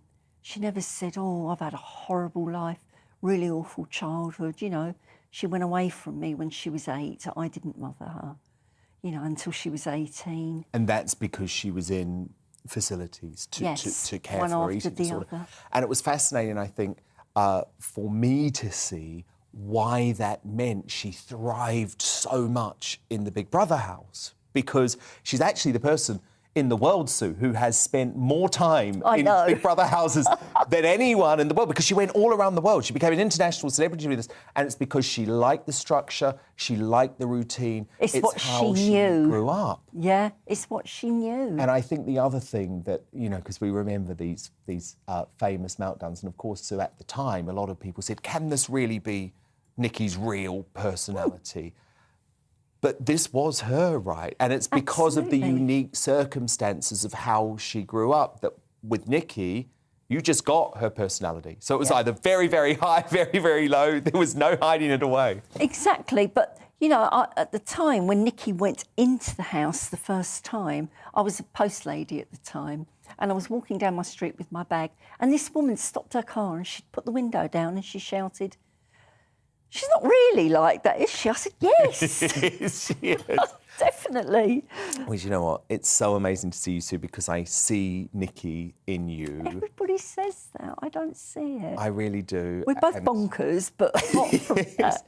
And I miss her very much, but I can't imagine the hole that she leaves in your life. And the reason I'm so glad that you chose to speak to us today for the lockdown inquiry is I think it's so important that the victims of mental health issues and eating disorders are not forgotten again when a decision like this is made. Yes, well, just briefly, I wrote to Sajid Javid a couple of weeks back, imploring him. What did you say? To look at mental health, eating disorders like anorexia, overeaters, and generally people with mental health issues. They don't know where to go. And have you heard back from him? I didn't, not yet, but in the paper today, he made a statement. I mean, I don't know whether to laugh or cry, but he said that the government are taking on board the state of the mental health issues in this country, and they're going to have a 10-year plan. Well, I'm glad there's this overwhelming sense of urgency about it, you know, I mean... And it's too late, Nikki. Yeah. But look, we'll get on to him about that and make sure that he has seen your letter. And of course, for help and advice related to eating disorders, you can contact BEAT, the UK's eating disorder charity, on these numbers. Helplines are open 365 days a year from 9 a.m. to midnight during the week and 4 p.m. to midnight on weekend and bank holidays. Email contacts and a one-on-one web chat are available at beateatingdisorders.org.uk. So lovely, Sue, to remember Nikki tonight as part of our lockdown inquiry. Now, coming up, as statue topplers like the Edward Colston 4 get a free pass from the law, should vandals be stopped from justifying criminal damage on human rights grounds? Top columnist Rod Little is fired up over this one. He's uncancelled at 10:40. The next in the media buzz, as a judge praises Insulate Britain protesters for their inspiring criminal activities, including the blocking of an ambulance. Is our justice system too soft on eco-zealots? My superstar panel return to debate that straight after the break.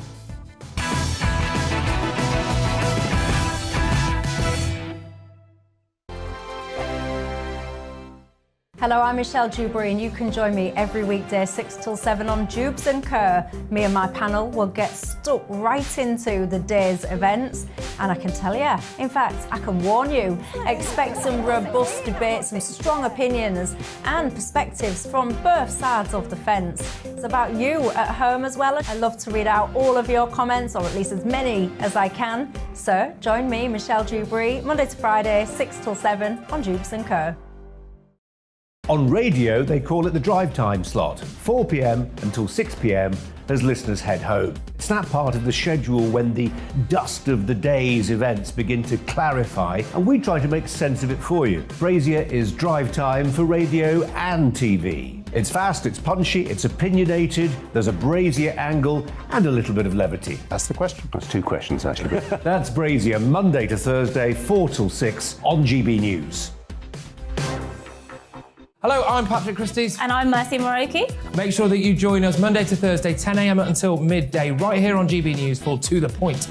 We're not afraid to talk about the topics that matter to you or the big topics that always matter. We cover absolutely everything, from the breaking political stories of the day to law and order, what's going on in the channel. We're not afraid to hold people to account. We always make sure we include your views on our show. Indeed, if you're thinking it, you can guarantee that we're saying it. So make sure you join the conversation with us, 10 a.m. until midday, Monday to Thursday, for To The Point on GB News. I'm Dan Wootton. Join me Monday to Thursday from 9 to 11 for the feistiest and most fun news debate on TV, where free speech reigns. I'll bring you a sharp take on the day's biggest stories, bombshell newsmaker interviews, and A-list guests. And I guarantee you, no spin, no bias, no censorship, and no reason to go to bed. That's Dan Wootton tonight, Monday to Thursdays from 9 on GB News.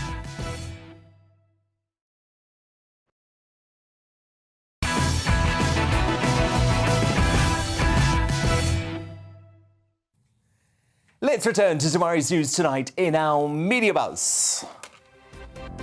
Lots of front pages have been delivered. Let's get straight to them. The Independent covers criticism of government plans to send asylum seekers to Rwanda, which have been described as cruel. Ministers are quoted in the paper as saying the move will allow Britain to take control of illegal immigration. Surely that's a good thing. What are the Independent worried about? Daily Express described the Prime Minister's plan to send asylum seekers to Rwanda as a radical blueprint to stop thousands making perilous channel crossings. That's more like the coverage I want to see. The Eye also leads with the news that Britain is signing a deal tomorrow. Rwanda are set to be paid an initial £120 million by the UK. So it works out for them too, which is good. The Daily Mirror claims the worst is yet to come, as alleged Downing Street sources claim Boris Johnson faces 3 more fines for Partygate. God, they can't move on from this one, can they?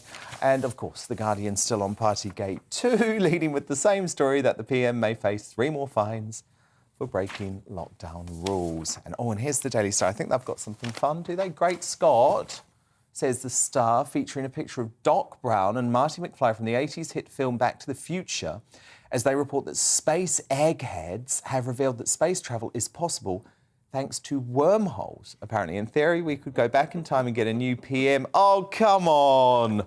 So it's all to slag off Boris Johnson after all that. Get a life. More in the Media Buzz now. My superstar panel are back. Daily Mail columnist Amanda Patel, businessman Adam Brooks, and the political and royal commentator Daisy McAndrew.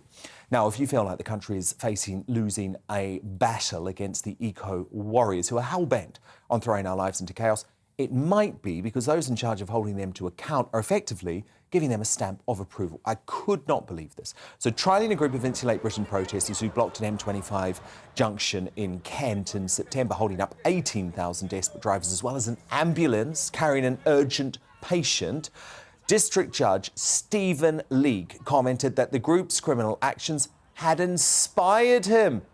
He told the anarchists, some of whom glued themselves to the tarmac in a police car, "I have heard your voices. They have inspired me. And personally, I intend to do what I can to reduce my own impact on the planet. So to that extent, your voices are certainly heard." Describing the case as difficult, Judge Leake did issue fines to protesters, accepting that we have to apply the law. He didn't send them down, though. So you heard that right. A judge lamenting that we need to stick to the law. That's how terrifyingly effective this green brainwashing is, folks. In total, 12 Insulate Britain members were fined over the demonstration, 9 of whom admitted guilt, either by mail or in person at Crawley Magistrates Court. And the case comes hot on the heels of Just Stop Oil bragging that they are closing in on 1,000 arrests and vowing to continue their criminal actions until every last one of them is in handcuffs. The pandemonium they, Insulate Britain and Extinction Rebellion, who yesterday blocked the interests to Lloyd's of London, have unleashed is so outrageous it's even prompted Labour to get off the fence. They've called for the Tories to injunct Just Stop Oil from the entire country's road networks as well as oil terminals and simplify arrests.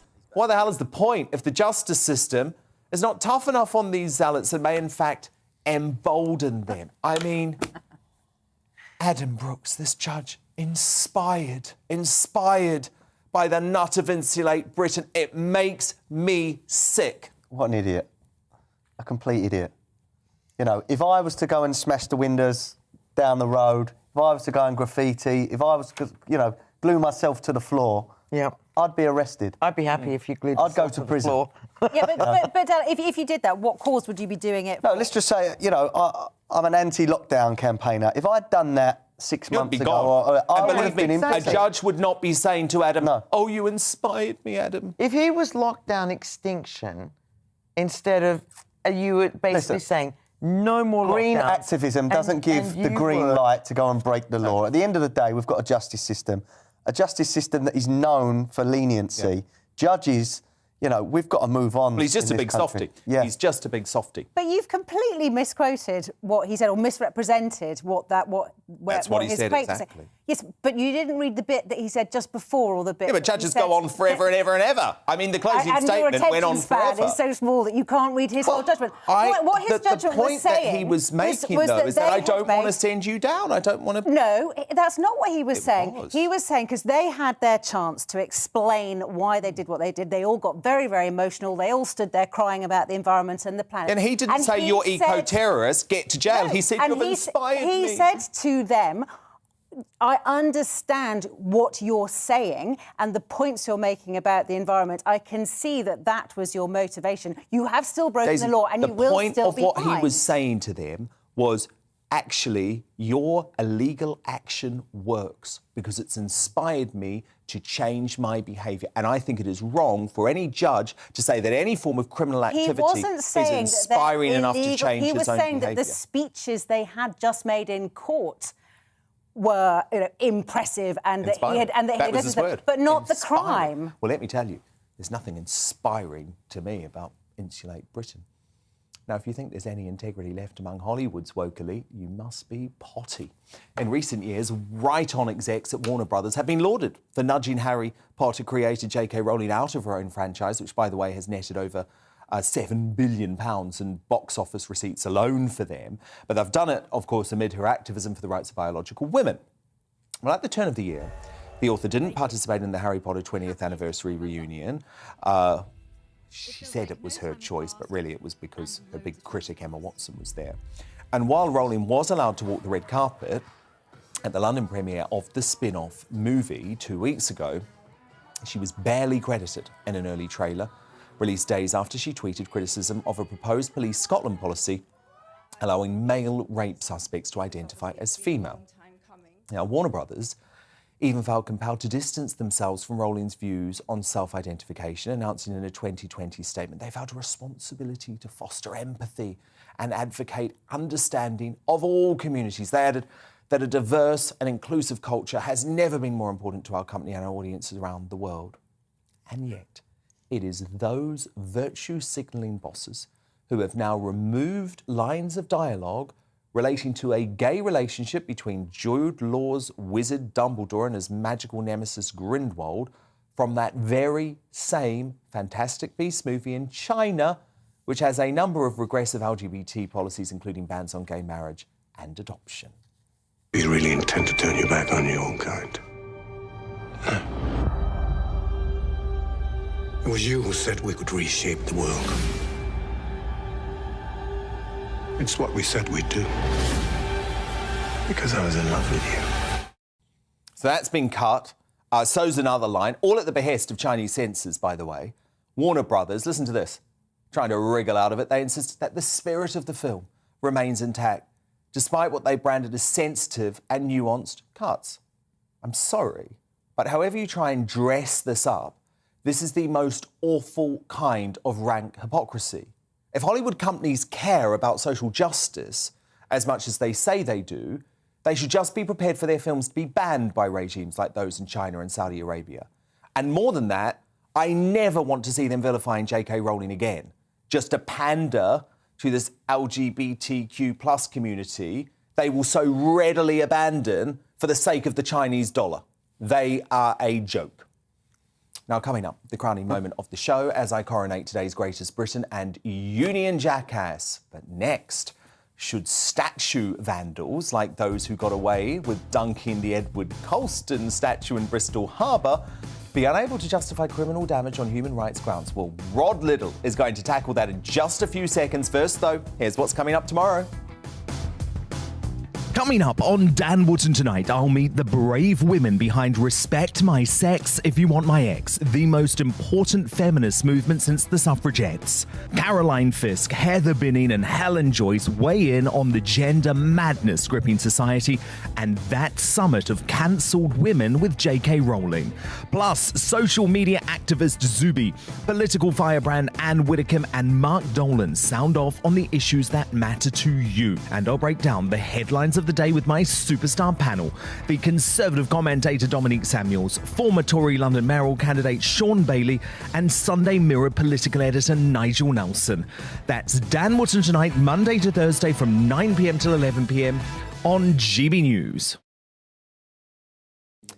But it's time now for Uncancelled. And this is where Britain's top commentators speak out on controversial issues without the fear of the cancel culture sweeping the rest of the media. Now, while most of the country was battling the peak of the coronavirus pandemic in June 2020, BLM-inspired thugs were vandalising the nation's history.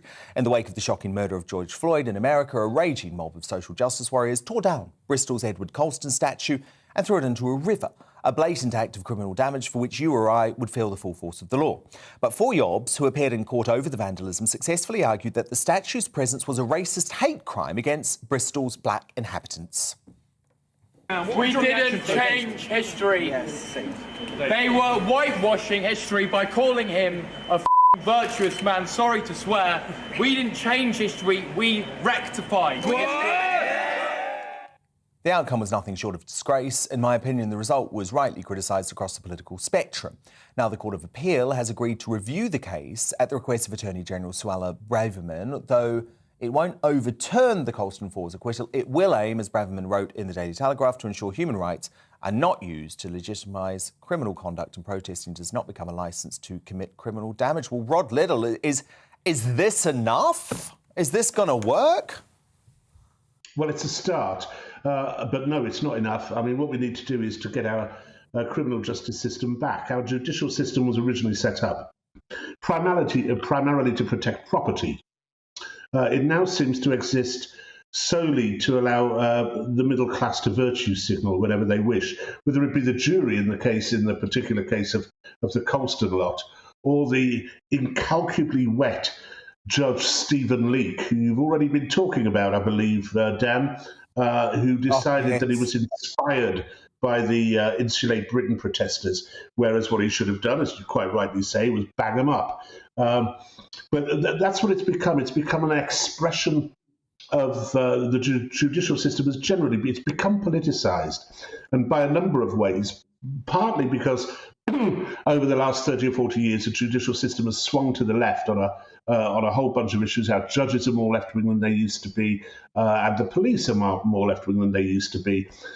Equally, at the same time, our police forces have been politicised. They are now at the behest of elected mayors and elected police commissioners in a party political way, which they never were before. And so all of this militates in favour of not making sure that people are abiding by the law and punishing them when they're not, but if they are saying agreeable things, then they tend to get away with it. And that was certainly the case of the Colston lot. The Colston lot have no recourse whatsoever. Their human rights, all of them, for middle-class, semi-employed or unemployed dropouts, had no... there was no effect upon their human rights whatsoever by having that statue of Edward Colston there. You will notice none of them were black, incidentally. It's always the liberal middle classes which do this. It's not the people who they're supposed to be fighting for. So what Suella Braverman has done is shove this back to the appeal court to say, look, the human rights defence isn't one which should mitigate against criminal damage in a case like this. But that's not enough. What we've got to do is just to depoliticise the whole system somehow, so that it is no longer right that, as people have been saying on your programme tonight, that if they're there protesting on one cause, for example, if I was protesting that lockdowns were a bad thing, as has already been mentioned, I would, without question, feel the full weight of the law. Whereas if I was protesting on behalf of BLM, then I would probably get off. The other point about the BLM protests, of course, is that for a long while, and while these protests were going on in Bristol, it was almost impossible, Dan, almost impossible to say the truth about BLM. I tried time and time again to write pieces explaining that this was a post-Marxist organisation which wanted to abolish capitalism and abolish the nuclear family, and that it would actually cause greater division in society than that which it was trying to heal. And I think that race relations have been considerably worsened as a consequence of BLM rather than made better. It was almost impossible to say that at the time, because the newspapers and the media in general would not hear anybody who was opposed to BLM. It was censorship. And so I think that, you know, when those kids came before the Manx court or before the court, accused of criminal damage, it was almost impossible to convict them. Such was the monomania and the lack of balance in the way in which Black Lives Matter was covered. And I think a lot of the stuff about Black Lives Matter has now kind of winnowed away. I mean, that pious, horse-faced idiot who runs our national football team is still insisting that the players take the knee before every game. But he's more than happy to play in Qatar, isn't he? Don't worry about the Qatari human rights record. It's ludicrous and also meaningless, and it's more of the same virtue signalling. But I think these days, people understand the point of Black Lives Matter a little bit better than they did back then, and that's because for lo, we're allowed to write about it a bit more than we were. Well, yes, and I would say GBNews wasn't around then, and it was one of those moments. There have been a few moments like this. I mean, there's been Brexit, there's been lockdowns, but that week when the media went completely mad and the BBC tried to cover up for the disgraceful violence being undertaken by BLM protesters throughout the country.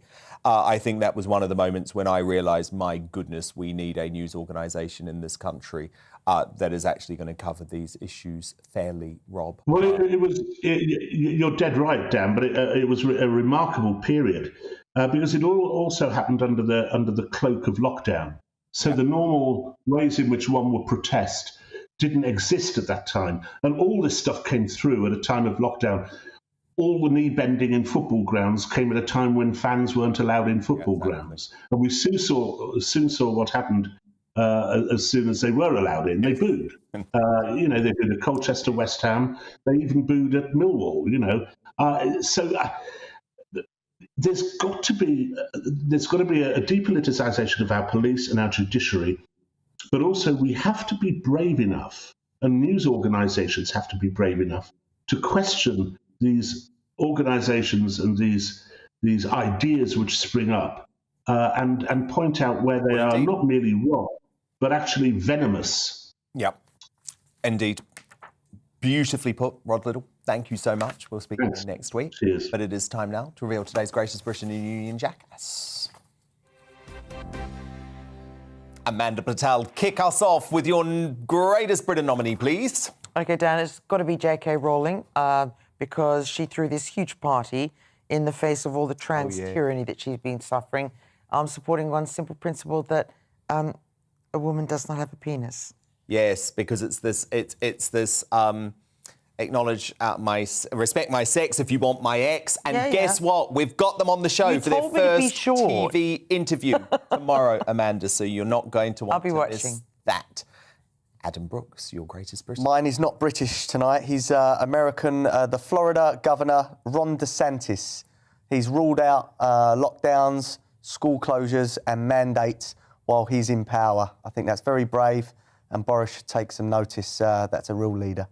And Daisy McAndrew, your nominee. My nominee is Rylan Clark, who... Oh, I love him. I really adore Rylan. And he started to comment recently on politics. And he started a couple of years ago and got completely chastised and patronised and poo-pooed. Yeah. And he quite rightly said, I have a really big following and I'm interested in politics. I have a right. Keep speaking out, Ryland. To have an interest. I don't agree with him on Boris, but keep speaking out. I love him. Exactly. My greatest Britain, though, it's got to be J.K. Rowling. Well done, Amanda Patel. Who's your union jackass, Amanda Patel? Well, whoever on the Turner Prize nominated that ghastly thing that's on the fourth plinth in Trafalgar I love Square. it. Oh, come on. I love Dad, it. You are so fibbing. It's like No, I genuinely love it. I love whipped cream. I just want to lick it. I absolutely love it. Think it's a beautiful it's like piece a great of art. big dog poo. It's disgusting. I'm sorry, you're, it's you're completely wrong. You've got and a terrible it's called taste The End, now. and I wish it was Adam The Brooks, End. your nominee. Oh, there it is. I love it. Adam, your nominee. Disgusting. It's good. My jackass is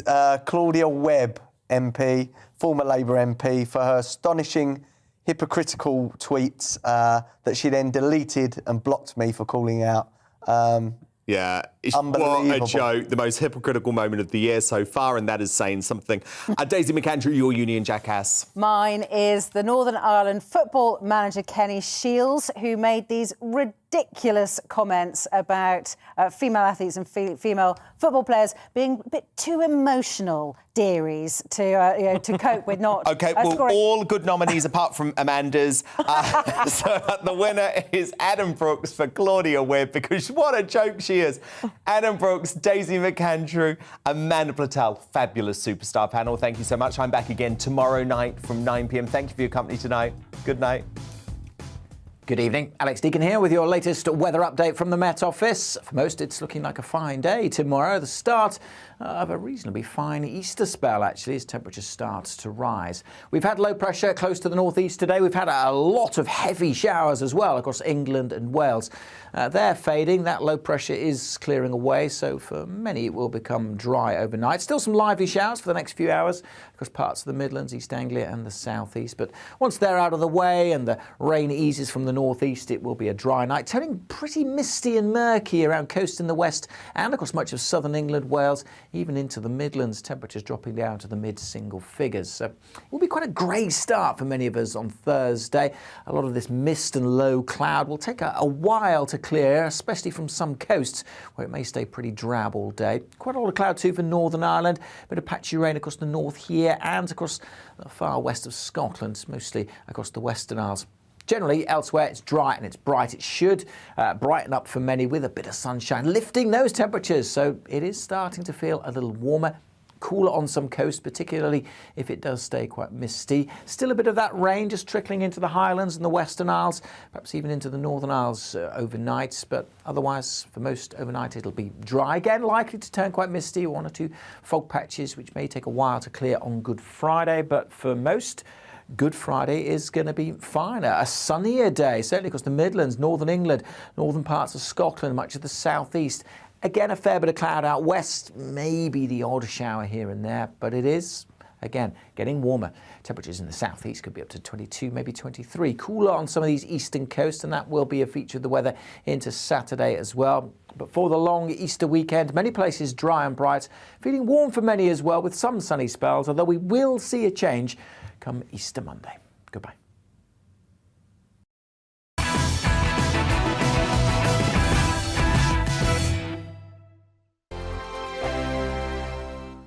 Hello, I'm Michelle Dewberry, and you can join me every weekday 6 till 7 on Dewbs and Co. Me and my panel will get stuck right into the day's events, and I can tell you, in fact, I can warn you, expect some robust debates, some strong opinions and perspectives from both sides of the fence. It's about you at home as well. I love to read out all of your comments, or at least as many as I can. So join me, Michelle Dewberry, Monday to Friday, 6 till 7 on Dewbs and Co.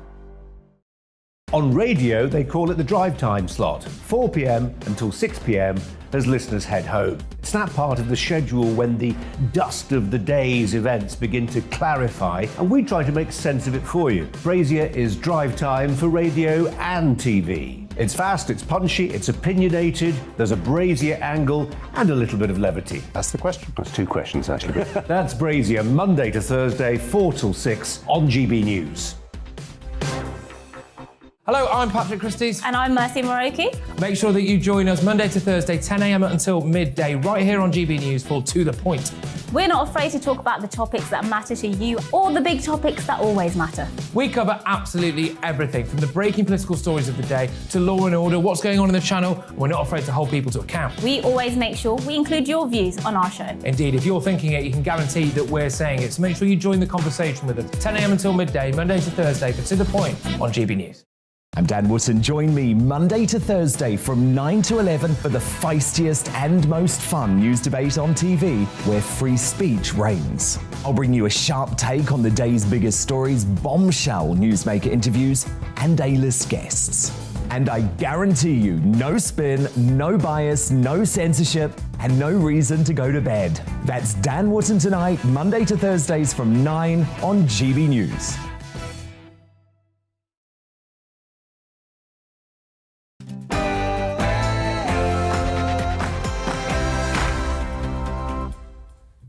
Hello and welcome to Headliners, the show that has comedians review the papers, thereby saving you the bother of having to read them yourself. My name's Dominic Frisby. Joining me on the show tonight, we have Leo Kirst and Diane Spencer. But before they utter their truths, we go to the news, which tonight is read to you by Polly Middlehurst.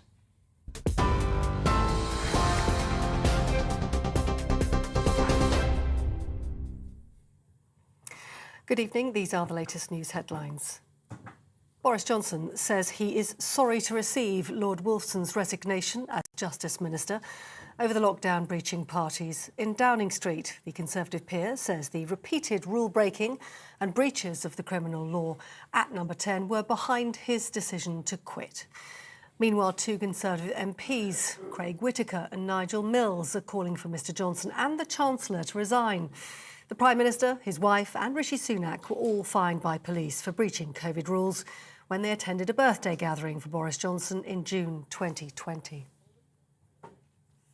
Meanwhile, the whole life sentence handed down to the terrorist who murdered the Conservative MP Sir David Amess has been welcomed by the Prime Minister. Boris Johnson says we must never allow acts of evil to triumph over democracy. The judge in the case said Ali Harbi